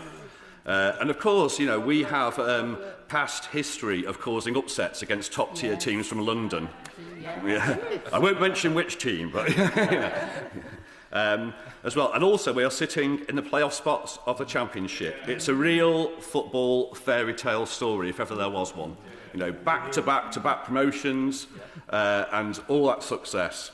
It's made a real difference to Wrexham and how we think about the place where we live, how we welcome people there from all over the world. You can't walk around in Wrexham now without bumping into Americans, Australians, people from South America, from Europe. It's absolutely fantastic, and it's changed in those last 4 or 5 years as well. But beyond the pitch, the Wrexham Association Football Club Foundation is impacting young lives through its programmes, such as the Street Dragons and the Young Leaders programme. And to continue this sporting theme, I also welcome recent confirmation from the Welsh Minister for North Wales, Ken Skates, that North Wales will be joining discussions alongside the Northern Mayors in England about a possible joint Olympics bid for 2040, in which Wrexham's very own Stock High race would be a possible venue, along with many other venues across the whole of North Wales, North West England and right across the other side. And, let's go for that bid. We can do it in the north of England with North Wales working together in partnership and present, building that success we saw in 2012 in London and do it even better again up there as well. Looking back to 500 AD, one of St David's most notable remarks, as many members have mentioned in their contributions today, is to do the little things. Today, in 2026, that phrase still holds dear in Wales, A nation of community where people look after not just themselves but their neighbours too. And where people may try to divide, they will fail. That is at the core of our Welsh Labour politics. We believe in partnership working, which I've seen at its best only last week with the announcement, as other honourable friends and members have said, of the 7 new railway stations across Wales, including the one at Deeside Industrial Park, which makes such a difference in Wrexham to people getting to and from work, to and from other areas as well, alongside the improvements to the Wrexham-Liverpool line, electrification of the North Wales main line, ambitious plans for North Wales Metro. This £14 billion investment from the UK Government will be truly transformative for communities, our economy and for the future of Welsh Rail. Alongside this, we've seen many other further investments in Wrexham and across North Wales, and these are actually transforming jobs, education, opportunity, and just North Wales as a whole. We're talking about the AI zones, the small modular nuclear reactors and Ynys Môn, the investment zone, the Flintshire-Wrexham investment zone, and the Pride in Place, where we've seen £21.5 million in total invested in Wrexham. And as people have said, the local people would decide how that is spent and how that is spent for the best of Wrexham. A big key to our identity, our Welsh identity in Wrexham and North East Wales, is also our very proud links between North East Wales and North West England. That is about work, it's about family, it's about social life and culture, a two-way relationship that we are stronger for, not poorer. And at the heart of how the Welsh Government has delivered since the introduction of devolution, things like those small things, or maybe big things, free prescriptions, keeping and not cutting student maintenance grants, the bus fare caps that have been spoken about today, and the first Wellbeing of Future Generations Act in the UK. Never forget that decision, however big or small, is important to what it does for the people of Wales. So as we once again gather to celebrate our National Day, I will remember to do all those little things. And of course, wish everyone a dydd Gwl Dewi Hapus, a happy St David's Day. Diolch yn fawr, Madam Deputy Speaker. And I call the Liberal Democrat spokesperson, David Chadwick. Thank you, Madam Deputy Speaker. Wales is ready to move on from 27 years of failure, a century of Welsh Labour dominance. Labour's failures in Wales represent the greatest failure in democratic governance anywhere in the world. Wales lies at the bottom of every British league table. The lowest education scores, the lowest wages, the longest waiting times. What explains this complete failure of democratic governance? Welsh politics has been too chummy. People moving freely between journalism, public affairs and the political parties. Wales has lacked proper scrutiny. Wales needs fresh thinking, and that's why Wales needs Welsh Liberals. Madam Deputy Speaker, I wish to be clear. For over 100 years, Welsh Liberals fought for Home Rule. Cymru Fydd, a Welsh Parliament. Devolution is a sacred flame that we will follow. But the party opposite have done irreparable damage to it. Recent polling shows that only 36% of people in Wales think that devolution is worth it. Why is that? Why has Welsh devolution failed to improve outcomes? First, Wales should have powers equal to Scotland. We are an equal nation and should be treated as thus. This galling gap exists most obviously in the funding and powers made available for rail and those of the Crown Estate. And until the Westminster government acknowledges that Wales gets a raw deal, then this constitutional question will rumble on, fanning the flames of populism and nationalism. I'll give way. Giving way. In his response to the record-breaking £14 billion commitment by our Labour government into Welsh Rail, the honourable member stated there was no mention of electrification of the North or South Wales main line in this plan. I assume he's now had a chance to read the full Transport for Wales vision document, which does in fact include this. So would you like to take the opportunity now to row back on his previous comments and instead welcome the benefits his constituents will incur from it? I thank him for his contribution, and indeed I'm coming to that. Second, we need a government with plans to empower people across Wales. Devolution was intended to bring power closer to people, but instead the Welsh Government has hoarded power in Cardiff. We need a government in Wales that trusts councillors and council officers to make their own decisions without demanding it has Welsh Government sign-off on minor changes to bus routes. A government that doesn't try and hide behind a £2 million a year Future Generations Commissioner. A government where the health boards are truly accountable to the people they serve. In short, to put things right, Wales needs more than just a change of government. We need a change in the style of government. Most importantly, people need the truth from us. Politics depends on it. What happens to the spirit of democracy when people are not told the truth? That erodes trust, leading to populism. Last week, the government did indeed seek headlines to say it was spending £14 billion on Welsh rail projects. Well, they know, and we know, that it isn't. What did that announcement achieve other than to create further distrust in politicians? This will be their legacy. A Wales so tired of broken promises that people have stopped tuning in or turning up. But they aren't the only ones who have made broken promises. The Brexiteers told Wales that leaving the European Union would save our steel industry, save Welsh farming and boost our international links. 10 years on, our steel industry is on the brink of collapse. Welsh farmers are being undercut by lamb imports from Australia and New Zealand, and Welsh universities are cutting jobs. The Brexiteers cost us our last decade, and that's why reform cannot be trusted with the next. Yeah. And if this government wishes to see off the threat from reform and restore some faith in democracy, it must do two things. First, fix our healthcare system, and second, grow the economy. Starting with healthcare.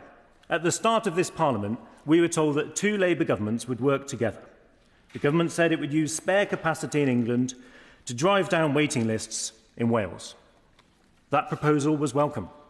Cross-border healthcare has long been an everyday reality for my constituents. My predecessors, Richard Livesey and Roger Williams, fought to ensure that Powys patients could go to Hereford Hospital for treatment.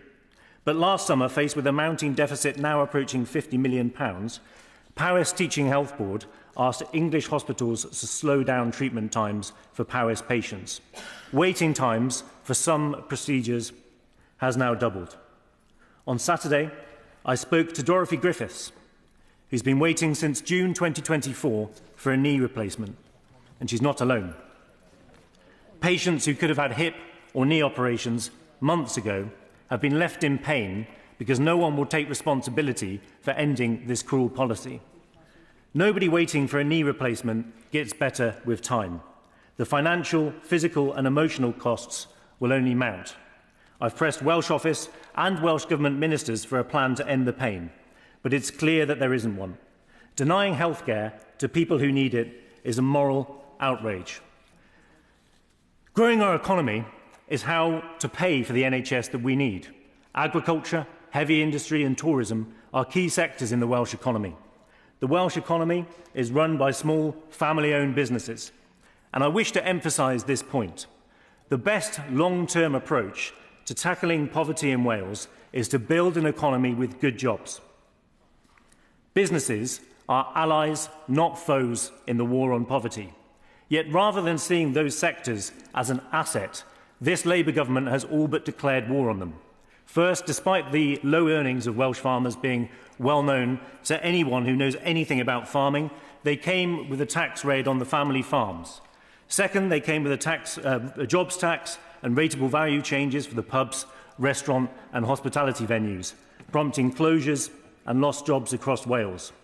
And third, there is the great betrayal, Madam Deputy Speaker, of our steel industry.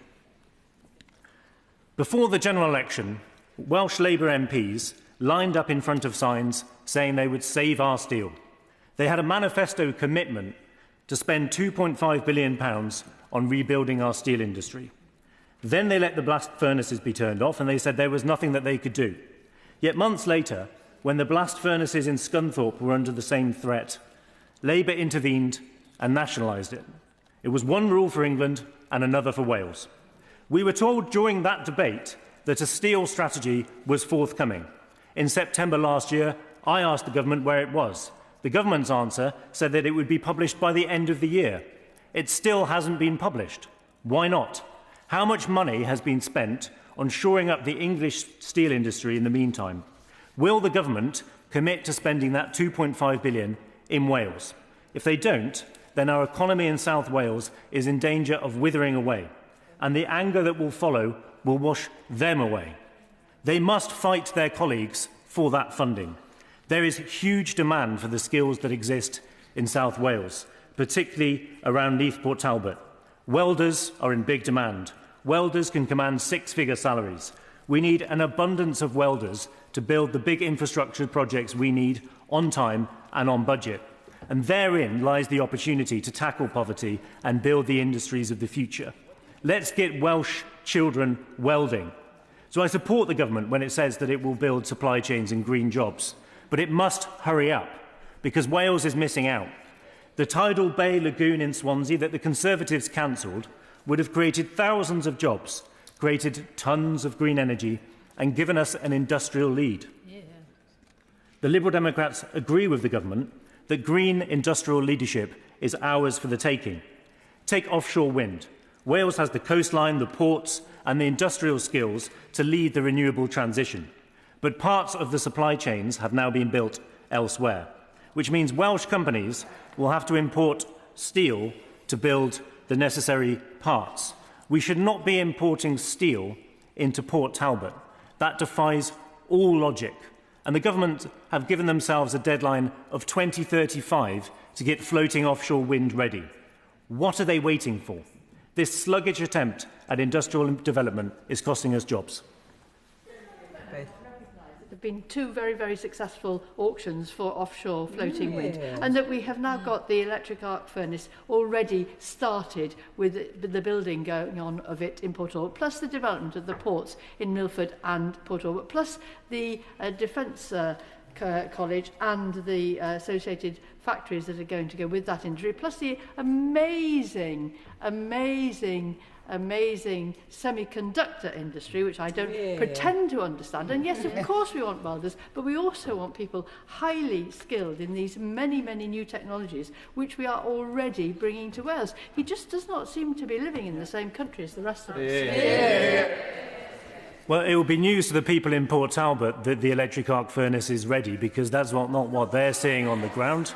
It's not ready. They were told that it would be ready in 2027, and now we're hearing that it's not going to happen until possibly 2028. This failure in industrial development is costing us jobs and damaging Welsh communities. And I'm glad that she mentions the Crown Estate, because the Crown Estate should have been forced to prioritise building domestic supply chains, as has happened in the Netherlands and Germany, in its offshore leasing rounds. And that's why the Crown Estate, the devolution of the Crown Estate, matters. It must be held accountable for its actions in Wales, for its utter failures to build Welsh supply chains using Welsh businesses. And I'd like to distance myself from my predecessor, who said when she was in this place that moving away from steelmaking would not have a direct impact on national security. Well, I disagree, and I think that shows that the Conservatives don't understand Wales and never have done. Finally, the Welsh Liberal Democrats believe the green transition must be a Welsh jobs strategy.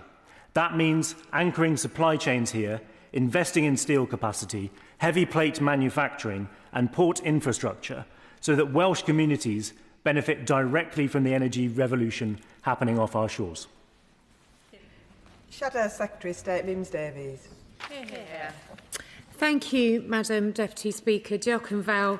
Gwyl Dewi. Happy St David's Day for Sunday, and it is a delight to be in the Chamber again. We're another year on for another discussion about wonderful Wales, and all of the members have showed a deep affection for this truly special place, and it's in that spirit that I am absolutely delighted to contribute to this vital debate and pay a heartfelt tribute on behalf of His Majesty's loyal opposition. Can I thank the Chair of the Select Committee, the Honourable Lady for Newport, West and Islwyn, for opening debate so strongly, for her work, and the Welsh Affairs Select Committee's great work that they are doing. She is absolutely right in some of her conclusion when she said there are the future for Wales and the big choices come up on in May this year, and every single vote matters.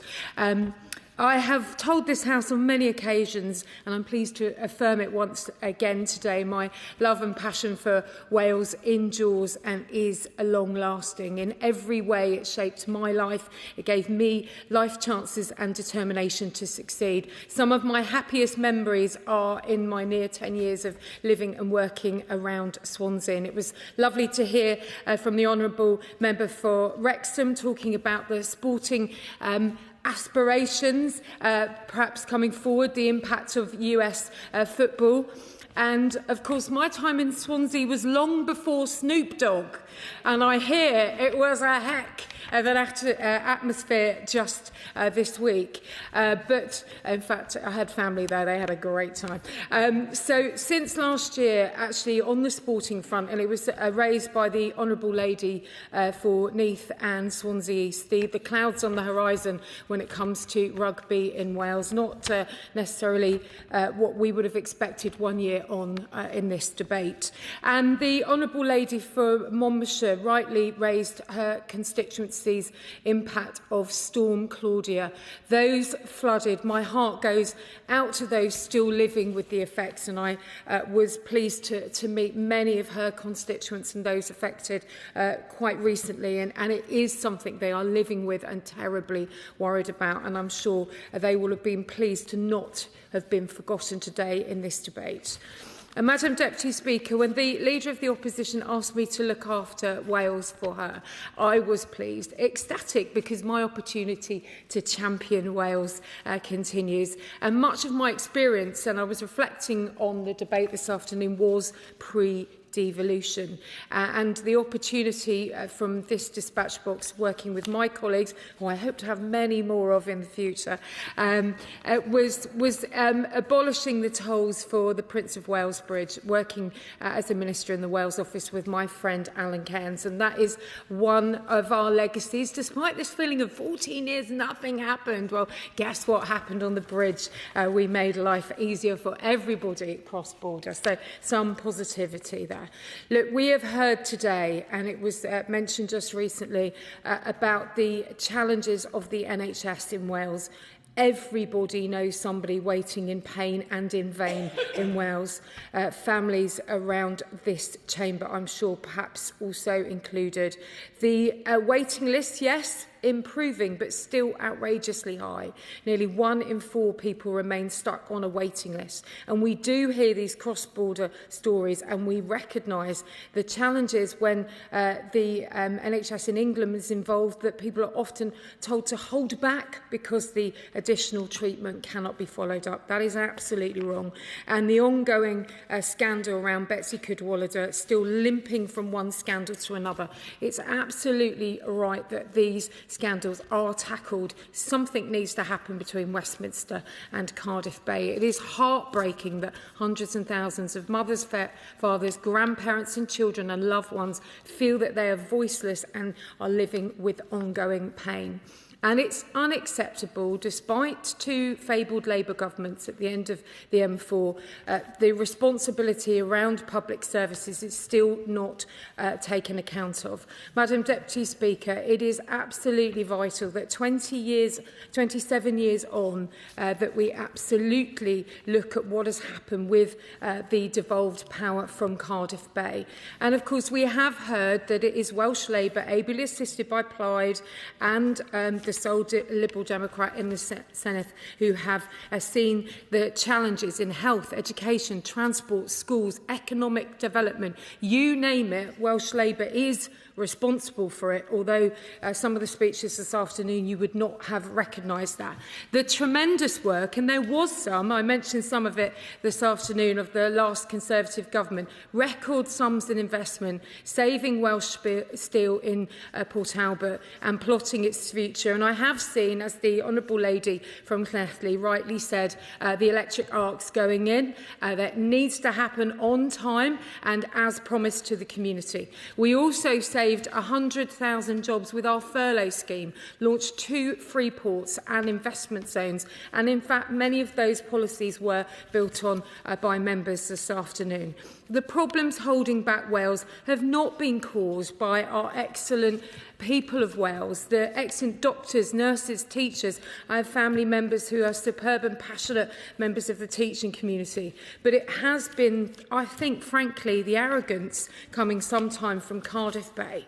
Now, the sanctity of our schools and the opportunities for young people have not escaped Labour's clutches. I will come to the Honourable Gentleman shortly.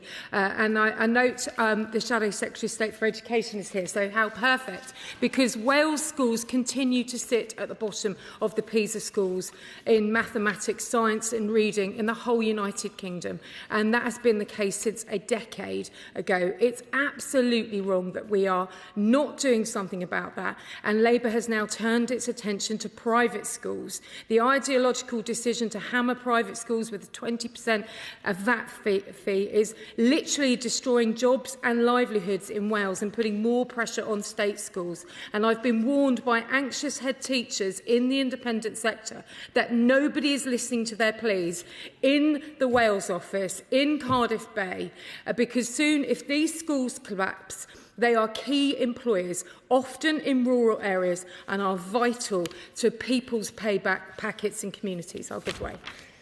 Thank the Shadow Minister for giving way. She talks about public services in Wales. Would you care to reflect, along with the Liberal Democrats, on 14 years of austerity as the architects of austerity and the damage that they did to public services in Wales, which we are rebuilding? Well, we left office with the best readers in the Western world, apart from in Wales. And I think this trope of 14 years is deeply unhelpful. 18 months on, you're in government, you're in control now, you wanted the levers, get on with it. But in the meantime, I would say that my constituency in East Grinstead, although obviously not in Wales, is the home for the Caravan and Motor Home Club. And we talked about tourism and the importance of the economic situation today. And in fact, they have 1 million members, and 15 of their campsites and motorhome sites are in Wales, supporting the 3 beautiful national parks and the 5 areas of outstanding natural beauty. And of course, as we heard from some members today, the concerns around the economy. Let me turn to some of the speeches this afternoon. May I turn to the Honourable Lady from Gower, who talked about the grey seals and the flying rings. I had no idea what they are. They are posh frisbees that, frankly, Asda, who's been called out twice in the chamber this afternoon, needs to get a grip on. And I congratulate her on her important campaign. The Honourable Member for Strangford, not in his place now, but he highlighted the power of our union, that all our nations make up the great United Kingdom. The danger we see is we could be sleepwalking in May into separatism, and I hope that has been drawn out strongly enough in this afternoon's debate. And so therefore it turns me to the Honourable Member for Ceredigion, Preseli, talking about Welsh wonders, which I think we can all agree with, speaking about the power of small business and indeed tourism, but telling the real tale of struggling in trading, insecurity of higher energy, high business rates, the challenges to his high streets too. I'm very much looking forward to pictures of him parading for St David's Day and making it so joyous. And did he mention a cowl-eating competition? I think I've been in many of them myself. The Honourable Member from Merthyr, Tydfil and Aberdare rightly called out the cost of fuel and asked for the CMA to get involved, and Asda was called out. The tin baths and tourism, I'm not sure that's a happy marriage, but certainly the zip world sounds great. The Honourable Lady lady from Caerfyrddin spoke about the importance of new electricity and the reality of green energy on the people of Wales, that people are being overlooked when it comes to vast projects and that absolutely they need to be heard. And I agree with her, with 2 banking hubs coming to my patch at East Quincy and Upfield. Yes, I'm showing off. But keep pushing because they're well worth it and they mean so much. She also talked about talent. Talent is everywhere, and she rightly highlighted that. The Honourable Lady for Newport East talked about Newportonians, and may I please pass on my condolence of the passing of Martin Butler, a fantastic advocate for Terence Higgins, did so much around HIV testing and PrEP, and very sorry to hear of his passing. Look, transport, when it comes to Wales, there's been a lot of banding around figures, and I have the same view as the Honourable Member for Brecon, Radnorshire and Cymru. Let's see the reality of this, because I think it's extremely important. I think there is one thing, just before I conclude, Madam Deputy Speaker, that I would like to highlight. The Labour UK Government's decision to allow their colleagues in the Welsh Government to include glass in its deposit return scheme is going to have serious ramifications when it comes to the whole of the United Kingdom and to our internal market. With all other areas of the UK not including glass in their DRS, this means that there could soon be a significant new trade barrier for Wales. It could cause a significantly less competitive market as a result. It will jeopardise the integrity, as I say, of our internal market. This decision from 2027 will not do. So we need to keep Wales in the United Kingdom. We need to, as mentioned today, in reality stop attempts to divide us, which means voting Welsh Conservative in May. Back our family firms and farms. Stop wasteful and unnecessary spending. Plenty of money has gone to Wales. It's how it's spent. Wales needs more doctors, dentists, nurses and teachers. Put the NHS first. Have a health emergency. Focus on those long waits, scrap the default 20-mile-per-hour limits and look at a proper road building programme. I hope today my speech has not sounded defeatist or pessimistic. It's because I and the whole Conservative and Unionist Party knows after 27 years of Labour, Wales deserves better. Secretary of State. Thank you very much indeed, Madam Deputy Speaker. I want to thank the Backbench Business Committee, also the Honourable Members for Newport West and Islwyn and Ceredigion Preseli for proposing today's motion, and to everyone who's taken part in this debate. Now, in preparation for closing the debate today, I reflected on last year's Welsh Affairs debate. Still, then, less than a year into the new Labour government, I updated the House on some of my priorities for Wales, but also those across government. I spoke of our plans to end Tory austerity with investment in Welsh public services and infrastructure, to seize the golden opportunity of Wales's new green industrial revolution in floating offshore wind and new nuclear, to rectify historic underinvestment in Welsh rail, to deliver an industrial strategy with key Welsh sectors at its core, and to do whatever it takes to protect Welsh steelworkers and build a strong future for Welsh steel. It's fair to say it's been a very busy year. The UK and Welsh Labour governments have worked together to deliver huge change on every one of those priorities and more. Take, for example, this government's announcements in the last week alone. Last Tuesday, we announced a new £11 million fund to help businesses affected by the steel transition at Port Talbot to create new jobs and attract investment. £122 million has now been allocated by the Transition Board. I promised the government would do whatever it would take to protect Welsh steelworkers, and we will always keep that promise. On Wednesday, the Prime Minister, the Transport Secretary and I were at Transport for Wales's headquarters with the First Minister and Welsh Transport Minister Ken Skates, announcing a generational commitment by the UK Government to deliver our long-term plan for Welsh Rail as quickly as possible and building on the nearly £445 million announced last year. After years of underinvestment by previous Conservative governments, this is a plan to deliver the rail network Wales deserves, with up to £14 billion of projects in every corner of our country. 7 new stations, including the first new station in North Wales for many decades. Extra capacity, more and faster trains, transforming the experience of passengers. And this commitment will unlock 12,000 jobs in rail and our industrial parks, better connecting the people with the tens of thousands of well-paid jobs we are creating across Wales.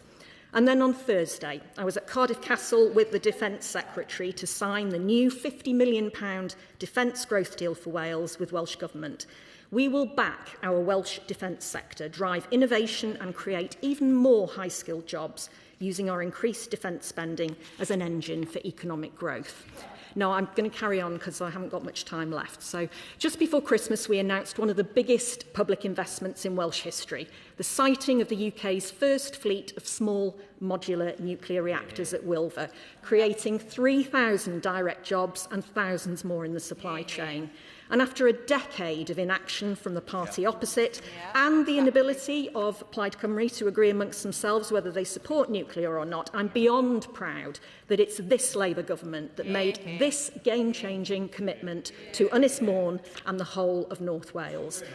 We've secured the most successful auction round in European history, backing the Awel and Moor offshore wind farm in North Wales and the first floating offshore wind project in the Celtic Sea, Erebus, to support thousands of jobs in our renewable energy industries. And Madam Deputy Speaker, on tackling the cost of living, which lots of honourable members have talked about today, our relentless focus has seen wages rise faster in the first 10 months of this government than in 10 years of Conservative rule. Interest rates cut 6 times, meaning significant savings in mortgage payments for Welsh households and businesses. The lifting of the 2-child limit, as we've heard, will benefit 69,000 children in Wales, and well over 250,000 families in Wales, in fact 320,000 of them, will benefit from the first ever sustained real terms increase in the Universal Credit Standard Allowance, helping many working families. Our support for communities in every part of Wales includes over £500 million for the new Local Growth Fund to create jobs and put more money in people's pockets, £143 million for the Welsh Government to ensure that coal tips remain safe, supporting families living in the shadow of these tips, and bringing economic growth and employment opportunities to some of the most deprived communities in Wales. And there's been lots of mention of Pride in Place funding, £280 million for 14 communities, as well as at least £1.5 million for every single one of the 22 local authorities in Wales through the Pride in Place Impact Fund, putting decision-making about communities in the hands of communities. And this year, all our Welsh police forces will receive a real terms funding increase to help them keep our streets safe. And on devolution, Madam Deputy Speaker, Labour, as we've heard, is the party of devolution. We delivered it, we've protected it, and we are enhancing it. We've updated the Welsh fiscal framework, worked with Welsh Labour Government on the future of water regulation and devolution. We're devolving employment support funding and delivering in partnership our economic trailblazers and city and growth deals. We've restored the Welsh Government's decision-making role over the Local Growth Fund, and just 2 weeks ago I announced plans to devolve new powers for the Senedd to create a vacant land tax to encourage house building. But honourable members across this House will know that the ultimate proof of this very successful partnership between our two governments is seen in the nearly £6 billion additional spending power that the UK Labour Government is providing to the Welsh Labour Government. Through the largest funding settlement in real terms since devolution began, we have ended Tory and Liberal Democrat austerity, making sure that Wales is funded properly and fairly, enabling the Welsh Government to invest in our NHS, our schools and across our public services. We are now less than 3 months away from the Senedd election, and Wales faces an important choice. Together, the UK and Welsh Labour governments are strengthening public services, building new infrastructure, creating new jobs, increasing wages and tackling the cost of living. We can continue to build the next chapter of Wales's future with 2 Labour governments focused entirely on the real and pressing priorities of the people of Wales, or that future can be put at risk with the division and destruction of reform or distraction and separation. from nationalists. And we on these benches will continue to campaign in the months ahead to secure the next chapter of Wales's future with Welsh Labour. Now, we've had some fantastic contributions in this debate this afternoon. The chair of the Select Committee, in a wide-ranging speech covering the member for Caerfyrddin's Welsh cakes, churches, choirs, the NHS, and pride in place and pride in work. The Honourable Member for Merthyr, Tydfil and Aberdare on his campaign for fair petrol pricing in his constituency, where, to me, higher prices that he has referred to appear completely unjustifiable, and I wish him lots of luck with that campaign. It's a good campaign. The Honourable Member for Newport East talked about how Newport is definitely on the up. Wales' fastest growing city and youngest city, and I think that is in large part to the dynamic leadership of its Labour Council, its MPs and its MSs. Both Honourable Members for Llanelli and Montgomeryshire and Glyndŵr spoke about the impact of the child poverty strategy measures that the UK Government is taking and policies on tackling the cost of living. The Honourable Member for Cardiff East, my constituency neighbour, spoke very powerfully about his 10-minute rule bill and the right to have birth, marriage and death certificates bilingually, but also about the Pride in Place programme in Ely and Caerfyrddin. Honourable Member for Monmouth talked about the incredible community response to the floods in her constituency caused by Storm Claudia, and it was a real privilege to meet many of her constituents when I visited straight after the floods. The Honourable Member for Gower gave a very, as she said, niche speech on flying ring toys and the impact on grey seals on the beautiful Gower coast. That campaign sounds like a good one, and I'd be very happy to have a conversation with her after the debate today. And the Honourable Member for Wrexham, who always gets in the mention about the football club, but also talked about North Wales joining forces with Northern England to bid for the 2040 Olympics. I think this is an exciting prospect, befitting of North Wales's ambition and sporting prowess, and a great example of the potential of collaboration across the borders of our union. Madam Deputy Speaker, I want to say thank you to all members who have contributed to this debate. All of us here are committed to serving our constituents, and we are dedicated to the continuing success of Wales.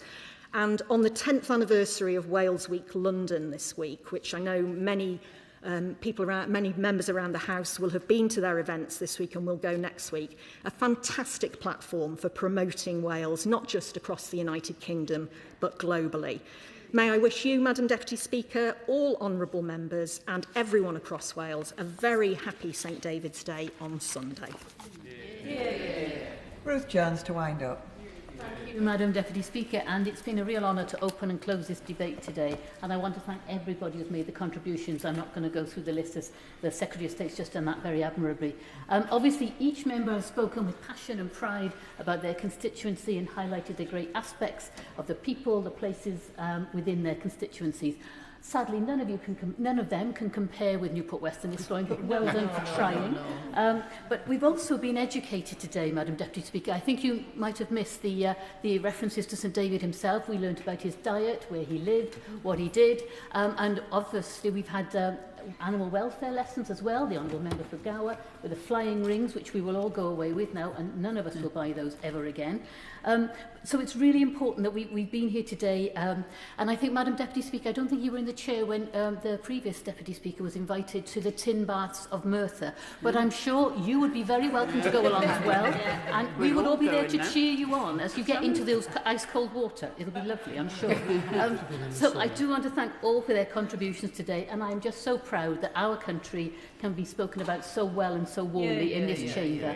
So I thank everybody, and it only remains me to wish you, Madam Deputy Speaker, a very happy St David's Day.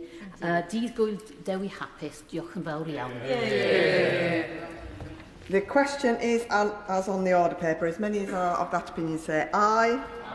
Of the contrary, no. I think the ayes have it. The ayes